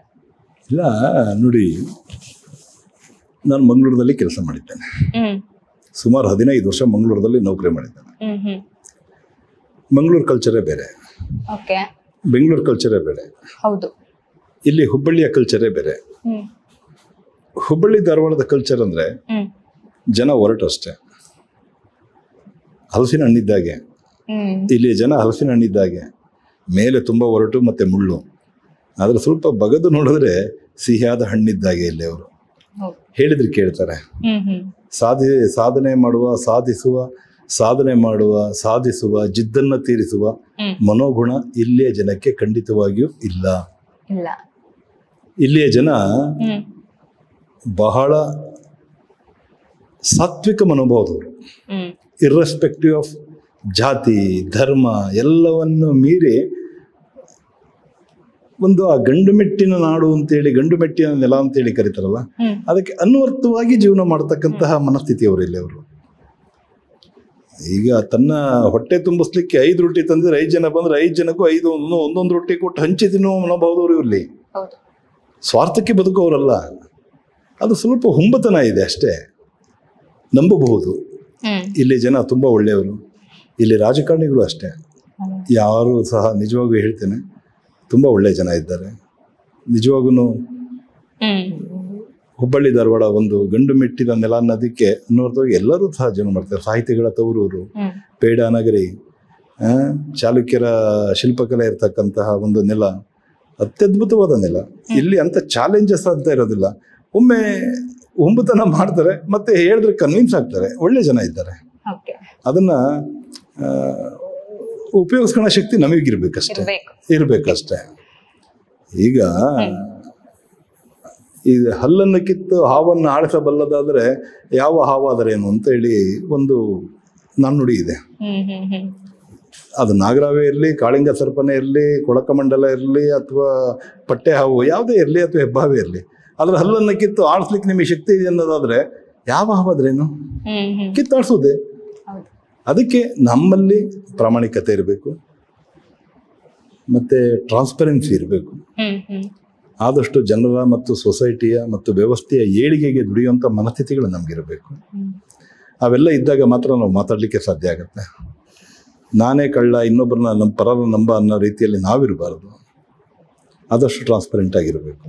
ನಾವು ಟ್ರಾನ್ಸ್ಪರೆಂಟ್ ಆಗಿದ್ದರೆ ಉತ್ತರ ಕರ್ನಾಟಕದ ಜನ ಮತ್ತು ಅಷ್ಟೇ ಇಲ್ಲ, ಎಲ್ಲರೂ ಸಹ, ಇವನ್ನ ಎಲ್ಲ ಕರ್ನಾಟಕದ ಎಲ್ಲ ಜನ ಎಲ್ಲೇ ಹೋದ್ರೂ ನಾವು ಸರಿ ಇದ್ದರೆ, ಪಾರದರ್ಶಕತೆಯಿಂದ ಪ್ರಾಮಾಣಿಕತೆಯಿಂದ ಇದ್ದರೆ ಪ್ರತಿಯೊಬ್ಬರು ನಮ್ಮನ್ನು ಗೌರವಿಸ್ತಾರೆ. ಆ ವ್ಯವಸ್ಥೆಯಲ್ಲಿ, ಆ ನಿಟ್ಟಿನಲ್ಲಿ ನಾವು ಕೆಲಸ ಮಾಡ್ತಾ ಇದ್ದೇವೆ. ಮತ್ತು ನಮ್ಮ ಎನ್ ಶಶಿಕುಮಾರ್ IPS IG ಸಾಹೇಬರು ಬಂದ ನಂತರ, ಇಲ್ಲಿ ಟ್ರಾನ್ಸ್ಫರ್ ಆದ ನಂತರ, ಅವರು ಕೆಲವು ಹೊಸ ಕಾನ್ಸೆಪ್ಟ್ಗಳನ್ನ ತಮ್ಮಲ್ಲಿ ಇಂಟ್ರೊಡ್ಯೂಸ್ ಮಾಡಿದ್ರು. ಏರಿಯಾ ಫೆಮಿಲೈಸೇಷನ್ ಅಂತ ಒಂದು, ಏರಿಯಾ ಡಾಮಿನೇಷನ್ ಅಂತ ಹೇಳಿ ಒಂದು. ಏರಿಯಾ ಫೆಮಿಲೈಸೇಷನ್ ಅಂದರೆ ಮಿನಿಮಮ್ ಒಂದು 6-7 ಕಿಲೋಮೀಟ್ರು ರಸ್ತೆಯಲ್ಲಿ ನಾವೆಲ್ಲ ಪೊಲೀಸ್ ಆಫೀಸರ್ಸ್ ಎಲ್ಲ ವಾಕ್ ಮಾಡ್ಕೊಂಡು ಹೋಗೋದು. ಆ ಏರಿಯಾದಲ್ಲಿ ಸಿಕ್ಕಿದ ಜನಗಳು ಅವರ ಸಮಸ್ಯೆಗಳನ್ನು ನಮ್ಮ ಹತ್ರ ಹೇಳ್ಕೊಳ್ಳೋದು, ಅಲ್ಲೇ ತಕ್ಷಣಕ್ಕೆ ಅಲ್ಲಿ ಬಗೆಹರಿಸುವಂಥದ್ದು. ಅಂದರೆ ಜನಗಳಿಗೆ ಹತ್ತಿರವಾಗುವಂಥದ್ದು. ಪೊಲೀಸ್ ಅಂದರೆ ಭಯ ಅಲ್ಲ, ಪೊಲೀಸ್ ಅಂದರೆ ಭರವಸೆ ಅಂತ. ಭರವಸೆ ಅಂತ ಹೇಳಿದ್ರೆ ನಮ್ಮವನೊಬ್ಬಿದ್ದಾನೆ, ನನಗೋಸ್ಕರ ದುಡಿತಾನೆ, ನನ್ನ ರಕ್ಷಣೆ ಮಾಡ್ತಾನೆ ಅನ್ನೋ ಒಂದು ನಂಬಿಕೆ ಅಂತ. ಪೊಲೀಸ್ ಅಂದರೆ ಭಯ ಅಲ್ಲ, ಅದೊಂದು ಭರವಸೆ. ಅದನ್ನ ನಮ್ಮ ಎನ್ ಶಶಿಕುಮಾರ್ IPS ಅವರು ಇಲ್ಲಿ ಬಂದ್ಮೇಲೆ ಅದನ್ನ ಇಂಟ್ರೊಡ್ಯೂಸ್ ಮಾಡೋದು. ಇನ್ನು ಏರಿಯಾ ಡಾಮಿನೇಷನ್ ಅಂತ, ಸಜ್ಜನರಿಗೆ ನಾವು ಸ್ನೇಹಿತರು, ದುರ್ಜನರಿಗೆ ನಾವು ಶಿಕ್ಷಿಸುವಂಥ ಶಿಕ್ಷಕರು ಅನ್ನೋದನ್ನು ತೋರಿಸ್ಲಿಕ್ಕೆ ಏರಿಯಾ ಡಾಮಿನೇಷನ್ನಲ್ಲಿ ರೌಡಿ ಆ್ಯಕ್ಟಿವಿಟೀಸು ಮತ್ತು ಬೇಡದ್ ಮಾಡೋವಂಥವ್ರು ಅವರೆಲ್ಲ ಒಂದು ಕಡೆ ಕೂಡಿ ಹಾಕಿ ಅವರಿಗೆ ಒಂದು ಮಾನಸಿಕ ಪರಿವರ್ತನೆ ಬಗ್ಗೆ ಅವರಿಗೆಲ್ಲದನ್ನು ಅವ್ರಿಗೊಂದು ಟ್ಯೂಷನ್ ಮಾಡುವಂಥದ್ದು, ಮತ್ತು ಕಾನೂನು ಕ್ರಮ ಕೈಗೊಳ್ಳುವಂಥದ್ದು, ಇಂಥ ಕಾರ್ಯಕ್ರಮಗಳು. ಮತ್ತು ಹುಬ್ಬಳ್ಳಿ ಧಾರವಾಡದಲ್ಲಿ ಇಲ್ಲಿಂದ ಈ ಮಾದಕ ವಸ್ತು, ಪರ್ಟಿಕ್ಯುಲರ್ಲಿ ಗಾಂಜಾ, ಇದ್ರ ಬಗ್ಗೆ ಒಂದು ದೂರಿತ್ತು. ಅದನ್ನು ಸಂಪೂರ್ಣವಾಗಿ ಎರಾಡಿಕೇಟ್ ಮಾಡಿದ್ದೇವೆ ಅನ್ನೋದಕ್ಕಿಂತ ಆದಷ್ಟು ನಿಯಂತ್ರಣ ಮಾಡಿ ಮ್ಯಾಕ್ಸಿಮಮ್ ನಿಲ್ಲಿಸಿದ್ದೇವೆ. ಅದೊಂದು ಕ್ರೆಡಿಟ್ ನಮ್ಮ IG ಸಾಹೇಬರಿಗೆ ಹೋಗ್ಬೇಕು. ನಾವು ಅದಕ್ಕೆ ಹೇಳೋದು, ನಾನು ಅಂಥ ಅಧಿಕಾರಿ ಅಂಡರ್ ಕೆಲಸ ಮಾಡಲಿಕ್ಕೂ ನಮಗೂ ಒಂದು ಪುಣ್ಯ ಇರಬೇಕು ಅಂತ ಹೇಳಿ. ಇಲ್ಲಿ ಯಾರನ್ನೂ ಹೊಗಳ್ತಾ ಇಲ್ಲ ಅಥವಾ ಮುಖಸ್ತುತಿ ಮಾಡುವಂಥ ಮುಖಸ್ತುತಿ ಮಾಡುವಂಥ ವ್ಯವಸ್ಥೆಗಳಲ್ಲ, ಇರುವಂಥ ಸತ್ಯಗಳನ್ನು ಹೇಳ್ತಾ ಇದ್ದೇನೆ. ಹಾಗಾಗಿ ನಮಗೆ ಇದು ಒಂದು ಹುಬ್ಬಳ್ಳಿ ಧಾರವಾಡ ಸದ್ಯಕ್ಕೆ ಯಾವ ಸಮಸ್ಯೆಗಳಿಲ್ಲ. ಗಂಡು ಮೆಟ್ಟಿನ ನೆಲ, ಸೌಹಾರ್ದಯುತವಾದ ಜನ, ಪ್ರೀತಿಸುವ ಮನಸ್ಥಿತಿಯವರು, ಆಮೇಲೆ ಸಾತ್ವಿಕ ಮನೋಬಲದವರು, ಈ ಥರದಲ್ಲಿ ಕೆಲಸ ಮಾಡೋದು ತುಂಬ ಖುಷಿ. ಈಗಂತ ಸಮಸ್ಯೆಗಳು ಯಾವುದೂ ಇಲ್ಲ. ಸರ್, ಈಗ ಕಾಡುಗಳ ವೀರಪ್ಪನ್ ವಿಚಾರದಕ್ಕೆ ಬಂದ್ರೆ, ನೀವು ಸಹ ಆ ಒಂದು ಅವರ ಒಂದು ಹುಡುಕಾಟದಲ್ಲಿ ನೀವು ಸಹ ಭಾಗಿಯಾಗಿ ಆ ಒಂದು ಕೇಸ್ನಲ್ಲಿ ಕೆಲಸ ಮಾಡಿದ್ದೀರಾ. ಏನ್ ಅನಿಸ್ತು ಸರ್ ಆ ಒಂದು ಅಧಿಕಾರಿಗಳ ಜೊತೆ ನೀವು ಪಾರ್ಟಿಸಿಪೇಟ್ ಮಾಡಿದ್ದು? ಯಾವ ರೀತಿ ಚಾಲೆಂಜಿಂಗ್ ಆಗಿತ್ತು ಹಾಗಾದ್ರೆ? ಚಾಲೆಂಜಿಂಗ್ ಅಂದ್ರೆ ಚಾಲೆಂಜ್ ಏನೇ, ಪಕ್ಕಾ ಚಾಲೆಂಜ್. ಅದು ಪಕ್ಕಾ ಚಾಲೆಂಜ್. ಎಷ್ಟು ಟಫ್ ಇತ್ತು ಆಗ? ನಮ್ಮ ಬ್ಯಾಚ್ಮೇಟ್ ಸುಮಾರು ಜನ, ಒಂದು 7-8 ಜನ ಇದ್ವಿ ನಾವು. ನಾವೆಲ್ಲ ಹೋದಾಗ ಅಲ್ಲಿ ನಮ್ಮ ಮಲೆ ಮಹದೇಶ್ವರ ಬೆಟ್ಟದಲ್ಲಿ ನಮ್ದು ಕರ್ನಾಟಕ ಕ್ಯಾಂಪ್ ಇತ್ತು. STF ಕರ್ನಾಟಕ ಕ್ಯಾಂಪ್ ಬಂದು ಮಲೆ ಮಹದೇಶ್ವರ ಬೆಟ್ಟ, ಅದನ್ನ ಇಂಡಿಯಾ ಅಂತ ಕರಿತಾ ಇದ್ವಿ. ಅಲ್ಲಿ ನಾನು ರಿಪೋರ್ಟ್ ಮಾಡೋಕೆ ಹೋದ್ರೆ ನಮ್ಗಿಂತ ಮುಂಚೆ 6-7 ಜನ ಇದ್ದಾರೆ. ಎಲ್ಲರದು ಒಂದೇ ಇದು, ನಾನು ಕೇಳಿರಲಿಲ್ಲ ಹಾಕಿದ್ದಾರೆ ಅಂತ. ನಾನು ಹೋಗಿ ಮಾತಾಡ್ಬೇಕಾದ್ರೆ ಸುರೇಶ್ ಬಾಬು ಅಂತ ಹೇಳಿ ಈಗ ಮೈಸೂರಿನಲ್ಲಿ SP ಇದ್ದಾರೆ, ಮಂಡ್ಯ ಲೋಕಾಯುಕ್ತ SP ಇದ್ದಾರೆ. ಅವ್ರ ಹತ್ರ ನಾನು ಕೇಳೇ ಇರಲಿಲ್ಲ ಕಣ ಹಾಕ್ಬಿಟ್ಟಿದ್ದಾರೆ ಅಂತ ನಾನು ಅಂದೆ. ಅದಕ್ಕೆ ಅವನು ಹೇಳಿದ್ದು, ನಮ್ಮನೇಲಿ ಆರ್ತಿ ಎತ್ತು ಕಳಿಸಿದ್ದಾರೆ, ನಮ್ಮಲ್ಲೂ ಬೈದೆ ಕಳಿಸಿರೋದು, ಬಂದಿದ್ದೇವೆ ಕೆಲಸ ಮಾಡೋಣ ಅಂತೇಳಿ ಧೈರ್ಯ ತಂದ. ಅದಾದ ನಂತರ ನಾವು ವೀರಪ್ಪನ ಬೇಟೆಯ ಹಾದಿಯಲ್ಲಿ ಅಂತೇಳಿ ಒಂದು ಬುಕ್ ಆಗುವಷ್ಟು ಮೆಟೀರಿಯಲ್ ಅರೌಂಡ್ ಒಂದು 400 ಪುಟಗಳ ನನ್ನ ಎಕ್ಸ್ಪೀರಿಯನ್ಸನ್ನು ಬರೆದಿದ್ದೇನೆ. ಅದು ಶಾರ್ಟ್ಲಿ ಒಂದು ಬುಕ್ ಆಗ್ತದೆ. ಆಗ ನಿಮ್ಗೆ ಅದರದ ಸಂಪೂರ್ಣ ಮಾಹಿತಿ, ಅಂದರೆ ಕಾಡುಗಳ ನಡವಳಿಕೆ, ಕಾಡು ಪ್ರಾಣಿಗಳ ನಡವಳಿಕೆ, ಕಾಡು ಪ್ರಾಣಿಗಳು ನರಹಂತಕನಿಗೆ ಸಹಾಯ ಮಾಡ್ತಾ ಇದ್ದು. ಯಾಕೆಂದ್ರೆ ಅವನು ಕಾಡಲ್ಲೇ ಹುಟ್ಟಿ, ಕಾಡಲ್ಲೇ ಬೆಳೆದು, ಕಾಡಲ್ಲೇ ಇದ್ದ ಪ್ರಾಣಿಗಳ ನಡವಳಿಕೆ ಅವನಿಗೆ ಗೊತ್ತಿತ್ತು. ನಾವು ಹಳ್ಳಿಯಿಂದ ಹೋದವರು ಅಥವಾ ಪಟ್ಟಣದಿಂದ ಹೋದವರು, ಕಾಡು ಬಗ್ಗೆ ನಮಗೆ ಗೊತ್ತಿಲ್ಲ. ಕಾಡು ಬಗ್ಗೆ ಗೊತ್ತಿಲ್ಲ ಅಂತ ಹೇಳಿದಾಗ ನಮಗೆ ಕಾಡು ಪ್ರಾಣಿಗಳು ವಾಸ್ತವದಲ್ಲಿ ಇರ್ತಾ ಇದ್ವು, ನಮ್ಗೆ ಅದು ಅರ್ಥ ಆಗ್ತಾ ಇರಲಿಲ್ಲ. ನಮಗೆ ಏನಪ್ಪ ಇದು ನರಕ ಅನ್ನಿಸ್ತಾ ಇತ್ತು. ಅದ್ರ ಬಗ್ಗೆ ಸಂಪೂರ್ಣವಾಗಿ ಒಂದು ಡೀಟೇಲ್ ಆಗಿ ಆಲ್ಮೋಸ್ಟ್ ಒಂದು 400 ಪುಟಗಳು ಅಷ್ಟೊಂದು ಬರೆದಿದ್ದೇನೆ. ಶಾರ್ಟ್ಲಿ ಒಂದು ಬುಕ್ ಮಾಡ್ತೇನೆ, ಆಗ ಓದಿದ್ರೆ ತುಂಬಾ ಚೆನ್ನಾಗಿರುತ್ತೆ ಅಂತ ಹೇಳಿ ಆದರೂ ಭಾವಿಸ್ತೇನೆ. It is A wonderful amazing experience. ಆ ದಿಂಬಮ್ಮ ಅಂತೇಳಿ ಒಂದು ಊರು ಬರ್ತದೆ ಸತ್ಯಮಂಗಲದಿಂದ ಸ್ವಲ್ಪ ಈಚೆ. ಆ ದಿಂಬಮ್ಮ ಹತ್ರ ನಿಂತು ಆ ಸತ್ಯಮಂಗಲದ ಕಡೆ ನೋಡಿದ್ರೆ ಸ್ವರ್ಗ ಬೇರೆ ಎಲ್ಲೂ ಇಲ್ಲ, ಇಲ್ಲೇ ಇದೆ ಅಂತೇಳಿ ನಮ್ಗೆ ಅನ್ಸುತ್ತೆ. ಅಂತ ಒಂದು ಬ್ಯೂಟಿಫುಲ್ ವ್ಯೂ. ಇನ್ನು ಈಚೆ ಬಂದರೆ ಮೆಟ್ಟುಪಾಳ್ಯಮಿಂದ ಈಚೆ ನಿಮ್ಮ ಭವಾನಿ ಸಾಗರ ಡ್ಯಾಮು, ಮತ್ತೆ ಹಂದಿಯೂರು ಅಂತೇಳಿ ಒಂದು ಹಾಂದಿಯೂರು ಅಂತ ಬರುತ್ತೆ ತಮಿಳುನಾಡಲ್ಲಿ. ಹಾಂದಿಯೂರಲ್ಲಿ ಒಂದು ಡ್ಯಾಮ್ ಇದೆ. ಈ ಸಂಜೆ 5:30-6 ಗಂಟೆ ಸಮಯದಲ್ಲಿ ಆ ಹಾಂದಿಯೂರು ಡ್ಯಾಮ್ಗೆ ನೀರು ಕುಡಿಲಿಕ್ಕೆ ಮಿನಿಮಮ್ ಒಂದು 2,000 to 3,000 ಆನೆಗಳು ಬರ್ತಾವೆ. ಅದನ್ನೆಲ್ಲ ನೋಡಿರ್ತಕ್ಕಂಥ ಎಕ್ಸ್ಪೀರಿಯನ್ಸು. ಇನ್ನು ಅಲ್ಲಿರ್ತಕ್ಕಂಥ ತಮ್ಮಡಿಗಳು ಅಂತ, ಈ ಮಲೆಮಹದೇಶ್ವರ ಬೆಟ್ಟದ ಸುತ್ತಮುತ್ತ ಇರ್ತಕ್ಕಂಥ ಜನಗಳಲ್ಲಿ ತಮ್ಮಡಿಗಳು, ಹಾಲು ಕುರುಬರು, ಜೇನು ಕುರುಬರು, ಮತ್ತೆ ಅಲ್ಲಿ ಆದಿವಾಸಿಗಳು, ಸೋಲಿಗರು, ಇವರೆಲ್ಲ ಇದ್ದಾರೆ. ಅವರು ರಸ್ತೆಯಲ್ಲಿ ಹೋಗ್ಬೇಕಾದ್ರೆ ಯಾವುದೋ ಒಂದು ಫುಟ್ ಪ್ರಿಂಟ್ ಬಿದ್ದಿದ್ರೆ ಇದೇ ಪ್ರಾಣಿಯದ್ದು ಅಂತ ಹೇಳ್ತಾರೆ.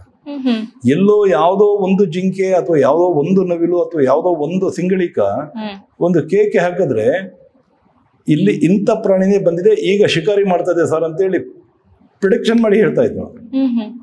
ಅಂದ್ರೆ ಆ ಮಟ್ಟಿನ ಬುದ್ಧಿವಂತರು ಅವರೆಲ್ಲ. ಅಂದ್ರೆ ಮತ್ತೆ ನಾನು ಹೇಳೋದು ಪ್ರಯತ್ನ ಪಡೋದು ಅಂದ್ರೆ, ಅನುಭವ ಮನುಷ್ಯನ ಪರ್ಫೆಕ್ಟ್ ಮಾಡ್ತದೆ. ಬರೀ ಪುಸ್ತಕದ ಓದಿನಿಂದ ಜೀವನ ನಡೆಯೋದಿಲ್ಲ. ನೈಜವಾದ ಮತ್ತು ವಾಸ್ತವಿಕ ಅನುಭವಗಳು ನಮ್ಮನ್ನ ಪರ್ಫೆಕ್ಷನ್ ಮಾಡ್ತದೆ ಅನ್ನೋದು ನನ್ನ ನಿಲುವು. ಹಾಗಾಗಿ STF ಅನ್ನೋದು it is an amazing, it is an ನಿಜವಾಗೂ ವಂಡರ್ಫುಲ್ ಎಕ್ಸ್ಪೀರಿಯನ್ಸ್ ಟು ಮೀ. ಭಾಳ ಅಂದ್ರೆ ಭಾಳ ಎಕ್ಸ್ಪೀರಿಯನ್ಸ್ ಆಯಿತು, ನನಗೆ ಭಾಳ ಖುಷಿ ಸಿಕ್ತು. ಆಗ ಆಲ್ಮೋಸ್ಟ್ ನಾನು ನಮ್ಮ STF ಅಲ್ಲಿ ಇಂಥ ಜಾಗಗಳು ಹೋಗಿಲ್ಲ ಅನ್ನಂಗಿಲ್ಲ. ಸೋರೆಕಾಯಿ ಮಡುವು ಬಾಂಬ್ ಬ್ಲಾಸ್ಟ್ ಆಗಿ, ಪಾಲಾರ್ ಬಾಂಬ್ ಬ್ಲಾಸ್ಟ್ ಆಗಿದ್ದ ಜಾಗದಿಂದ ಹಿಡಿದು, ಮೀಡಿಯಮ್ಮಲ್ಲಿ ಶಕೀಲ್ ಮತ್ತು ಹರಿಕೃಷ್ಣ ಸಾಹೇಬರಿಗೆ ಹೊಡೆದದ್ದಿಂದ ಹಿಡಿದು, ಯೂಟರ್ನ್ ರಂಗಸ್ವಾಮಿ ಗುಡ್ಡ ಹತ್ರ ಗೋಪಾಲ್ ಹೊಸೂರು ಸಾಹೇಬರಿಗೆ ಅಟ್ಯಾಕ್ ಮಾಡಿದ್ರಿಂದ ಹಿಡಿದು, ಹೊಗೇನಕಲ್ ಹತ್ರ ದಿನೇಶನ್ ಟೀಮ್ 6 ಜನನ ಕೊಂದಿದ್ರಿಂದ ಹಿಡಿದು, ಆಲ್ಮೋಸ್ಟ್ ಎಲ್ಲ ಅಟ್ಯಾಕ್ ಮಾಡಿದ್ರು, ಎಲ್ಲ ಸ್ಪಾಟ್ಗಳನ್ನು ವಿಸಿಟ್ ಮಾಡಿ, ಎಲ್ಲ ಸ್ಪಾಟ್ಗಳ ಬಗ್ಗೆನೂ ಸಂಪೂರ್ಣ ಪುಸ್ತಕದಲ್ಲಿ ಮಾಹಿತಿ ಸಿಗ್ತದೆ ನಿಮಗೆ ನೋಡಿ.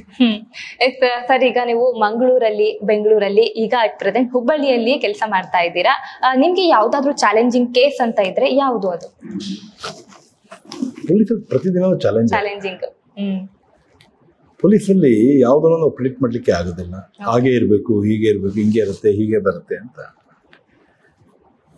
ಪೊಲೀಸ್ ಅಂತ ಹೇಳಿದ್ರೆ ಒಂಥರ ಈ ರಣರಂಗದಲ್ಲಿ ಕತ್ತಿ ಹಿಡಿದು ಹೋರಾಡ್ತಕ್ಕಂಥ ವೀರ ಇದ್ದಂಗೆ.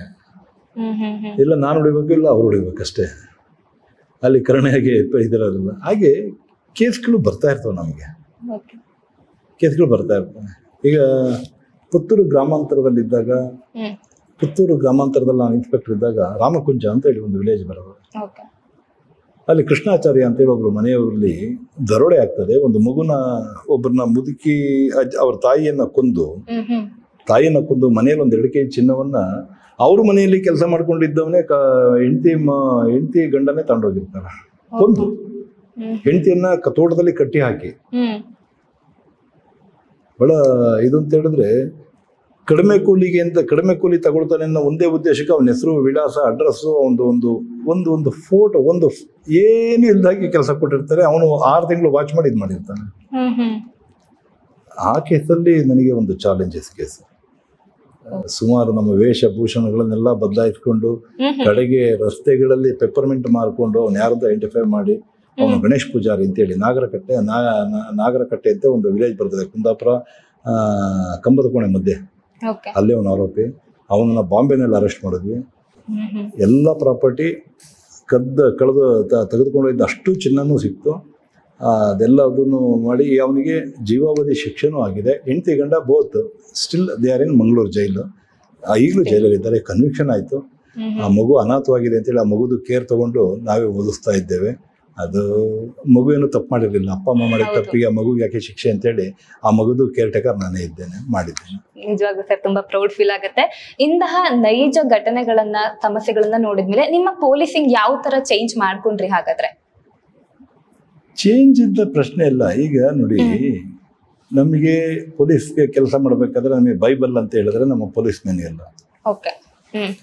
ಮೊದಲಿಗೆ ಸಂವಿಧಾನದಲ್ಲಿ ಅಂಡರ್ ಬರ್ತಕ್ಕಂತಹ ಪೀನಲ್ ಸೆಕ್ಷನ್ಸ್ ಮತ್ತೆ ಪ್ರೊಸೀಜರಲ್ ಕೋಡ್ಸ್. ಅದಕ್ಕೆ ಸಪೋರ್ಟಿವ್ ಆಗಿ ನಮ್ಮ ಪೊಲೀಸ್ ಮ್ಯಾನ್ಯಲ್. ನಮ್ಮ ಪೊಲೀಸ್ ಮ್ಯಾನ್ಯಲ್ಲು ತನಿಖಾಧಿಕಾರಿಗೆ ಏನೇನು ಇರಬೇಕು, ನಮ್ಮ ಲಿಮಿಟ್ಸ್ ಏನು, ನಮ್ಮ ಅವಗುಣಗಳೇನು, ನಮ್ದು ಏನೇನು ಮಾಡಬೇಕು, ನಮ್ಮ ಲಿಮಿಟೇಷನ್ಸ್ ಏನಿದೆ, ನಮ್ಮ ಪವರ್ಸ್ ಏನಿದೆ, ಇದೆಲ್ಲವನ್ನು ಡಿಸ್ಕ್ರೈಬ್ ಮಾಡಿದ್ದಾರೆ. ನಾವು ಅದ್ರ ಪ್ರಕಾರ ಹೋಗಬೇಕು. ಮತ್ತೆ ಕಾಲಕ್ಕೆ ನಮ್ಮ DG ಸಾಹೇಬ್ರು ಇರ್ಬೋದು, ಸರ್ಕಾರದ ವ್ಯವಸ್ಥೆಯಿಂದ ಇರ್ಬೋದು, ಕೋರ್ಟ್ಗಳಿರ್ಬೋದು, ಇವೆಲ್ಲವೂ ಸರ್ಕಾರಿ ಸುತ್ತೋಲೆಗಳು, ಅರೆಕಾಲಿಕ ಸುತ್ತೋಲೆಗಳು, DGಯ ಸ್ಟ್ಯಾಂಡಿಂಗ್ ಆರ್ಡರ್ಸು, DG ಸಾಹೇಬ್ರ ಸ್ಟ್ಯಾಂಡಿಂಗ್ ಆರ್ಡರ್ಸು, ಮತ್ತು ಇವೆಲ್ಲ ಬದಲಾವಣೆ high court orders, all India reports, ಇವನ್ನೆಲ್ಲ ನಾವು ಆಯಾ ಕಾಲಕ್ಕೆ ತಕ್ಕಂತೆ. ಈಗ ನಿಮ್ಮ ಮೊಬೈಲಲ್ಲಿ ಸಾಫ್ಟ್ವೇರ್ ಅಪ್ಡೇಷನ್ ಕೇಳ್ತದಲ್ಲ, ಸಾಫ್ಟ್ವೇರ್ ಅಪ್ಡೇಷನ್ ನೀವು ಅಪ್ಡೇಟ್ ಮಾಡ್ತೀರಾ? ಇಲ್ಲ. ಆ ರೀತಿ ನಾವು ಸಾಫ್ಟ್ವೇರ್ ಅಪ್ಡೇಟ್ ಮಾಡಿದಾಗ ನಾವು ಮಾಡ್ಕೊಂಡು ಹೋಗ್ತಾ ಇರ್ತೇವೆ. ನಾವು ಅಪ್ಡೇಟ್ ಆಗ್ತಾ ಹೋಗ್ತೇವೆ. ಯಾಕೆಂದರೆ ಯಾವುದೇ ವ್ಯವಸ್ಥೆ ನಿಂತ ನೀರಾಗಬಾರ್ದು. ನಿಂತ ನೀರಾದರೆ ಅಲ್ಲಿ ಹುಳುಗಳು ಸ್ಟಾರ್ಟ್ ಆಗ್ತದೆ. ಹರಿತಾ ಇರೋ ನೀರು ಶುಭ್ರವಾಗಿರುತ್ತೆ. ನಮ್ಮ ಮನಸ್ಸು, ವೃತ್ತಿ, ನಮ್ಮ ಜೀವನ ಎಲ್ಲವೂ ಹರಿಯೋ ನೀರು ಇದ್ದಾಗಿರ್ಬೇಕು, ಶುಭ್ರವಾಗಿರ್ಬೇಕು. ಹಾಗಾಗಿ ಪೊಲೀಸಲ್ಲಿ ಬದಲಾವಣೆಗಳು, ಪರಿವರ್ತನೆಗಳು. ಮತ್ತೆ ಈಗ ನೋಡಿ, ಹಿಂದೆ ಆದರೆ ಇಷ್ಟು ಸೋಷಿಯಲ್ ಮೀಡಿಯಾ ಇರಲಿಲ್ಲ, ಹಿಂದೆ ಇಷ್ಟು ಎಲೆಕ್ಟ್ರಾನಿಕ್ ಗ್ಯಾಜೆಟ್ಸ್ ಇರಲಿಲ್ಲ, ಹಿಂದೆ ಜನ ಅವೇರ್ನೆಸ್ ಇರಲಿಲ್ಲ. ಏನು ಮಾಡಿದ್ರು ನಡೀತಾ ಇತ್ತು 90ರ ಹಿಂಭಾಗದಲ್ಲಿ, 1990ರ ಹಿಂಭಾಗದಲ್ಲಿ. ಈಗ ಎಲ್ಲ ಕಡೆ CCTV ಇದೆ, ಎಲ್ಲ ಕಡೆ ಗ್ಯಾಜೆಟ್ಸ್ ಇದೆ, ಎಲ್ಲ ಕಡೆನೂ ಸೋಷಿಯಲ್ ಮೀಡಿಯಾ ಅವೇರ್ನೆಸ್ ಇದೆ. ನಾವು ಜನಗಳ ಆಶಯಗಳಿಗೆ ತಕ್ಕಂತೆ ಕೆಲಸ ಮಾಡಬೇಕಲ್ಲ. ಹಾಗಾಗಿ ಜನಗಳ ಆಶಯಕ್ಕೆ ತಕ್ಕಂತೆ ಕೆಲಸ ಮಾಡಬೇಕು ಅಂದ್ರೆ ನಾವು ಅಪ್ಡೇಟ್ ಆಗಬೇಕು. ಆ ಅಪ್ಡೇಟನ್ನು ಆಯಾ ಕಾಲಘಟ್ಟಕ್ಕೆ ಸರಿಯಾಗಿ ಹೊಂದಿಕೊಳ್ಳುವಂತೆ ಮಾಡ್ತಾ ಇದ್ದಾರೆ. ಅದೇ ರೀತಿ ಹೊಂದ್ಕೊಂಡು ಹೋಗ್ತಾ ಇದ್ದಾರೆ. ಈಗ ಪೊಲೀಸ್ ಇಲಾಖೆ ಜನರಿಗೋಸ್ಕರ ಒಂದು ಭಾವನೆ ಬರ್ಸೋದಕ್ಕೆ ಇಷ್ಟೆಲ್ಲ ಕೆಲಸ ಮಾಡ್ತಿದ್ದೀನಿ ಅಂತ ಹೇಳಿದ್ರೆ, ಪ್ರತಿದಿನ ಯಾವ ರೀತಿ ಡಿಫರ್ ಮಾಡ್ತಾ ಇದ್ದೀರಾ ನೀವು? ಹಾಗಾದ್ರೆ ಅಂದ್ರೆ ನೋಡಿ, ಇವತ್ತ ಅತ್ಯಂತ ಕಟ್ಟ ಕಡೆಯ ಒಬ್ಬ ಬಡವ ಅಂತ ಹೇಳಿದ್ರು ಅವನೊಂದು ಸೋಪ್ ಉಪಯೋಗಿಸ್ತಾನೆ. ಒಂದು ಸೋಪು ಉಪಯೋಗ. ಸೋಪಿನ ಬೆಲೆ 20 ರೂಪಾಯಿ ಇರುತ್ತೆ ಅಂಗಡಿಯಲ್ಲಿ. ಅದ್ರ ಆಕ್ಚುಲ್ ಕಾಸ್ಟ್ 10 ರೂಪಾಯಿ ಇರುತ್ತೆ, ಪ್ರೊಡಕ್ಷನ್ ಕಾಸ್ಟ್. ಸರಿ. ಪ್ರೊಡಕ್ಷನ್ ಮಾಡಿದ್ರೆ 2 ರೂಪಾಯಿ ಪ್ರಾಫಿಟ್ ಅಲ್ಲಿ ಮಾರಿರ್ತಾನೆ, 12 ರೂಪಾಯಿ ಮಾರಿರ್ತಾನೆ. ಇನ್ನು ಒಂದು ಸೋಪ್ಗೆ 8 ರೂಪಾಯಿ ಅವ್ನು ಟ್ಯಾಕ್ಸ್ ಕಟ್ತಾನೆ. ಜಸ್ಟ್ ಯೋಚನೆ ಮಾಡಿ, ಇದೊಂದು ಕಮಾಡಿಟಿ. ಒಂದು ಉದಾಹರಣೆ ಕೊಟ್ಟಿದ್ದೀನಿ. ಒಬ್ಬ ವ್ಯಕ್ತಿ ಎಷ್ಟು ಕಮಾಡಿಟಿ ಉಪಯೋಗಿಸ್ತಾನೆ, ಈ ಥರ ಎಷ್ಟು ಜನ ಉಪಯೋಗಿಸ್ತಾರೆ. ಆ ಬಡವನ ಬೆವರಿನ ಹನಿಯ ಬಸಿದ ಬೆವರನ್ನು ಟ್ಯಾಕ್ಸ್ ರೂಪದಲ್ಲಿ ಅವನು ತುಂಬ್ತಾನೆ. ಆ ಟ್ಯಾಕ್ಸ್ ಹಣವನ್ನು ನಾನು ಸಂಬಳ ಅಂತ ತಗೊಳ್ತೇನೆ. ನಾನು ಆ ಕಟ್ಟ ಕಡೆಯ ಬಡವನ ಋಣದಲ್ಲಿರುವಂಥವ್ರು. ನಾವು ಅವ್ರಿಗೋಸ್ಕರ ಕೆಲಸ ಮಾಡ್ತೇವೆ. ಅದನ್ನೇ ಹೇಳೋದು, ಗರ್ವ ಪಡದೋಪಕಾರಿ, ದರ್ಪ ಬಿಟ್ಟಧಿಕಾರಿ, ಸರ್ವನಯನದೋಪದಾರಿ, ಸರ್ವ ಧರ್ಮಾಧಾರಿ, ನಿರ್ವಾಣ ಸಂಚಾರಿ, ಊರ್ಗವನೇ ಗುರುವು ಮಂಕುತಿಮ್ಮ ಅಂತೇಳಿ. ನಾವು ತಿನ್ನೋ ಅನ್ನವನ್ನು ಕೇಳಬೇಕು, ಇದು ನಮ್ಮ ಬೆವರಲ್ಲಿ ಬೆಂದಿದೆಯೋ ಅಥವಾ ಪರರ ಕಣ್ಣೀರಲ್ಲಿ ಬೆಂದಿದೆಯೋ ಅಂತೇಳಿ. ಅದು ನೋಡಿಕೊಂಡು ನಾವು ಜೀವನ ಮಾಡಿದ್ರೆ ಎಲ್ಲವೂ ಸುಲಲಿತವಾಗಿರುತ್ತೆ, ಸುಗಮವಾಗಿರುತ್ತೆ, ಎಲ್ಲವೂ ಚೆಂದ ಇರ್ತದೆ. ನಾವು ಬದುಕಿರೋದು ನನಗೋಸ್ಕರ ಅಂತ ಅಲ್ಲ. ಆಸೆಗಳಿರಲಿ, ಅದ್ರ ದುರಾಸೆಗಳು ಬೇಡ. ಅತಿ ಆಸೆ ಇರಬಾರ್ದು. ಈ ಜಗತ್ತಲ್ಲಿ ಭಗವಂತ ನಿಮ್ಮ ಆಸೆಗಳನ್ನು ನೆರವೇರಿಸ್ಬೋದು, ಆದರೆ ದುರಾಸೆಗಳನ್ನು ನೆರವೇರಿಸಲ್ಲ ಅಂತೇಳಿ ಮಹಾತ್ಮ ಗಾಂಧೀಜಿಯವರು ಹೇಳ್ತಾರೆ. ಆಸೆಗಳಿರಲಿ, ದುರಾಸೆಗಳು ಬೇಡ. ಯಾಕೆ ಅಂತ ಹೇಳಿದ್ರೆ, ಮಂಕುತಿಮ್ಮನ ಕಗ್ಗದ ರೀತಿಯಲ್ಲಿ KC ಶಿವಪ್ಪ ಅಂತೇಳಿ ಒಬ್ಬರು ಒಂದು ಮುದ್ದುರಾಮ ಅನ್ನೋ ಒಂದು ಶೀರ್ಷಿಕೆಯಲ್ಲಿ ಈ ಚತುಷ್ಪದಿಗಳನ್ನ ಬರ್ಕೊಂಡ್ಬರ್ತಾರೆ. ಅವ್ರು ಹೇಳ್ತಾರೆ, ಮೊದಲಿಗೆ ಅಂಬಲಿ ಆಸೆ,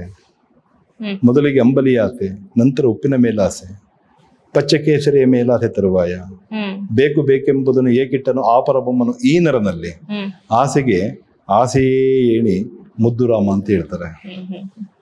ಹಾಗೆ ಇನ್ನು ಮಡವಳ ಮಾಚೆಯನ್ನು ಅದನ್ನೇ ಹೇಳ್ತಾರೆ. ಬಡತನಕ್ಕೆ ಉಂಬುವ ಆಸೆ, ಉಂಬಿದರೆ ಇಡುವ ಆಸೆ, ಇಟ್ಟರೆ ಹೆಂಡತಿಯ ಆಸೆ, ಹೆಂಡತಿ ಆದರೆ ಮಕ್ಕಳ ಮೇಲೆ ಆಸೆ, ಮಕ್ಕಳಾದರೆ ಮಕ್ಕಳಾದರೆ ಕೂಡಿಡುವ ಆಸೆ, ಕೂಡಿಟ್ಟರೆ ಮತ್ತೊಂದು ಆಸೆ ಅಂತೇಳಿ ಆಸೆಗೆ ಮಿತಿ ಇಲ್ಲ. ಮಿತಿ ಇಲ್ಲ. ಅಂಬಿಗರ ಚೋಡಿ ಹೇಳಿದೆ ಹಾಗೆ ನಮ್ಮ ಆಸೆಗಳಿರ್ಲಿ, ಆಸೆಗಳಿಲ್ಲದ್ರೆ ನಾವು ಸಂತರಾಗ್ಬಿಡ್ತೇವೆ. ಓಕೆ, ನಾವು ಸಂತರಾಗೋ ಯೋಗ್ಯತೆ ನಾವು ಉಳಿಸ್ಕೊಂಡಿದ್ದೀವಿ ಇಲ್ಲೋ ನಮಗೆ ಗೊತ್ತಿಲ್ಲ. ನಾವು ಸಂತರಾಗೋದು ಬೇಡ, ಅಟ್ಲೀಸ್ಟ್ ಆಸೆ ಇರಲಿ, ದುರಾಸೆ ಬೇಡ ಅಂತ, ಮನುಷ್ಯರಾಗಿ ಬದುಕೋಣ ಅಂತ, ಮಾನವೀಯತೆ ಗೆಲ್ಬೇಕು ಅಂತ. ಮಾನವೀಯತೆ ಗೆಲ್ಬೇಕು ನಿಮ್ಮ ಪ್ರಕಾರ. ಸರಿ, ಈಗ ಒಂದು ಘಟನೆ ಇದು ತುಂಬಾ ಟಫ್ ಮತ್ತೆ ಎಮೋಷನಲ್ ಆಗಿತ್ತು, ಈ ಒಂದು ಘಟನೆ ನಿಮ್ಮ ಪೊಲೀಸಿಂಗ್ ನೋಟವನ್ನೇ ಬದಲಾಯಿಸ್ತು ಅನ್ನೋ ಒಂದು ಘಟನೆ ಏನಾದ್ರು ಇದೆಯಾ ಸರ್? ಹಾಗಾದ್ರೆ ಆ ತರ ಕೋಟ್ ಮಾಡೋಕೆ ಸುಮಾರು ಇದ್ದಾವೆ ಮೇಡಮ್. ಅದನ್ನ ಹೇಗೆ ಹೇಳೋದಂತ ಹೇಳಕ್ ಆಗೋದಿಲ್ಲ. ಈಗ ನನಗೆ ಪೊಲೀಸಿಂಗ್ ವ್ಯೂ ನಲ್ಲಿ ಅಂತ ಹೇಳಿದ್ರೆ ಕೃಷ್ಣಮೂರ್ತಿ ಅಂತ ಒಬ್ರು ಹೆಡ್ ಕಾನ್ಸ್ಟೇಬಲ್ ಇದ್ರು ನಮ್ಮಲ್ಲಿ ಅರಸೀಕೆರೆಯಲ್ಲಿ. ಯಾರೋ ಒಬ್ಬ ಈ ಬ್ಲೇಡ್ ಇದನ್ನ ಸ್ಟಿಕ್ಕರ್ ಕಟ್ ಮಾಡೋ ಬ್ಲೇಡ್ ತಗೊಂಡು ಹೋಗ್ತಾ ಇದ್ದನು. ರಸ್ತೆ ಸಿಕ್ತವ್ರಿಗೆಲ್ಲ ಚಾಕು ಹಾಕೊಂಡು ಹೋಗ್ತಾ ಇದ್ದ. ನಮಗೆ ಮಾಹಿತಿ ಬಂತು. ನಾನು ಮತ್ತೆ ಕೃಷ್ಣಮೂರ್ತಿ ಮತ್ತೆ ಬೇರೆಲ್ಲ ಹೋದ್ವಿ. ಕೃಷ್ಣಮೂರ್ತಿ ಹೋದಾಗ ಅವನು ತಿರುಗಿಸಿ ಹೊಡೆದ. ಅವನೇನಾದ್ರೂ ಸ್ವಲ್ಪ ಹಿಂಗ್ ಅಂದಿದ್ದ, ಅವನು ತಿರುಗಿಸಿ ಹೊಡೆದ. ಇಲ್ಲಿಂದ ಸಂಪೂರ್ಣವಾಗಿ ಇಲ್ಲಿಂದ ತನಕ ಓಪನ್ ಆಗಿ ಒಳಗಿನ ಟೀತ್ ಕಾಣ್ತಾ ಶುರುವಾಯ್ತು. ನಾನು ಹಿಡ್ಕೊಳಕ್ ಹೋದೆ, ಮತ್ತೆ ಅವನು ನನಗೆ ಹೊಡೆದ. ನಾನು ಜಸ್ಟ್ ಕೆಳಗಡೆ ಇದ್ದೆ, ಜಸ್ಟ್ ಇಲ್ಲ ಸೇವ್ ಆಯ್ತು. ಇಲ್ಲಾಂದ್ರೆ ಅವತ್ತೇ ನಾನು ಆಲ್ಮೋಸ್ಟ್ ಹೂನರ್ ಹಾಕ್ಸ್ಕೊಳ್ಳೋಂಥ ಸ್ಥಿತಿ ಬಂದಿತ್ತು. ದೇವ್ರು ನನ್ನ ಬಚಾವ್ ಮಾಡ್ದ. ಇಷ್ಟಕ್ಕಿಷ್ಟು ಹೋರಾಟ ಮಾಡಬೇಕು, ಆದಷ್ಟು ಒಳ್ಳೆ ಕೆಲಸ ಮಾಡಬೇಕು ಅನ್ನೋ ಒಂದು ತೀರ್ಮಾನಗಳು, ಕ್ಷಣಿಕ ಅನ್ನೋದೊಂದು ಮನಸ್ಥಿತಿ ಎಲ್ಲ ಬಂದು ಒಂಥರ ಈ ಮಟ್ಟಕ್ಕೆ ಇದ್ದೇವೆ ಅಷ್ಟೇ. ಸರ್, ಇನ್ನೂ ಸಹ ನಿಮ್ ಜೊತೆ ಮಾತನಾಡೋದು ಸಾಕಷ್ಟಿದೆ. ಒಂದು ಪುಟ್ಟ ವಿರಾಮ ತಗೊಳ್ಳೋಣ. ಸರಿ ವೀಕ್ಷಕರೇ, ಎಷ್ಟು ಮಾತನಾಡಿದ್ರು ಮುಗಿತಾನೆ ಇಲ್ಲ. ಸಾಕಷ್ಟು ಬತ್ತಳಿಕೆಯಲ್ಲಿ ಆ ಸರ್ದು ಒಂದು ಜೀವನದ ಅಂಶ ಅಡಗಿ ಕೂತಿದೆ. ಒಂದು ಪುಟ್ಟ ವಿರಾಮದ ನಂತರ ನಾನು ವಾಪಸ್ ಬರ್ತೀನಿ.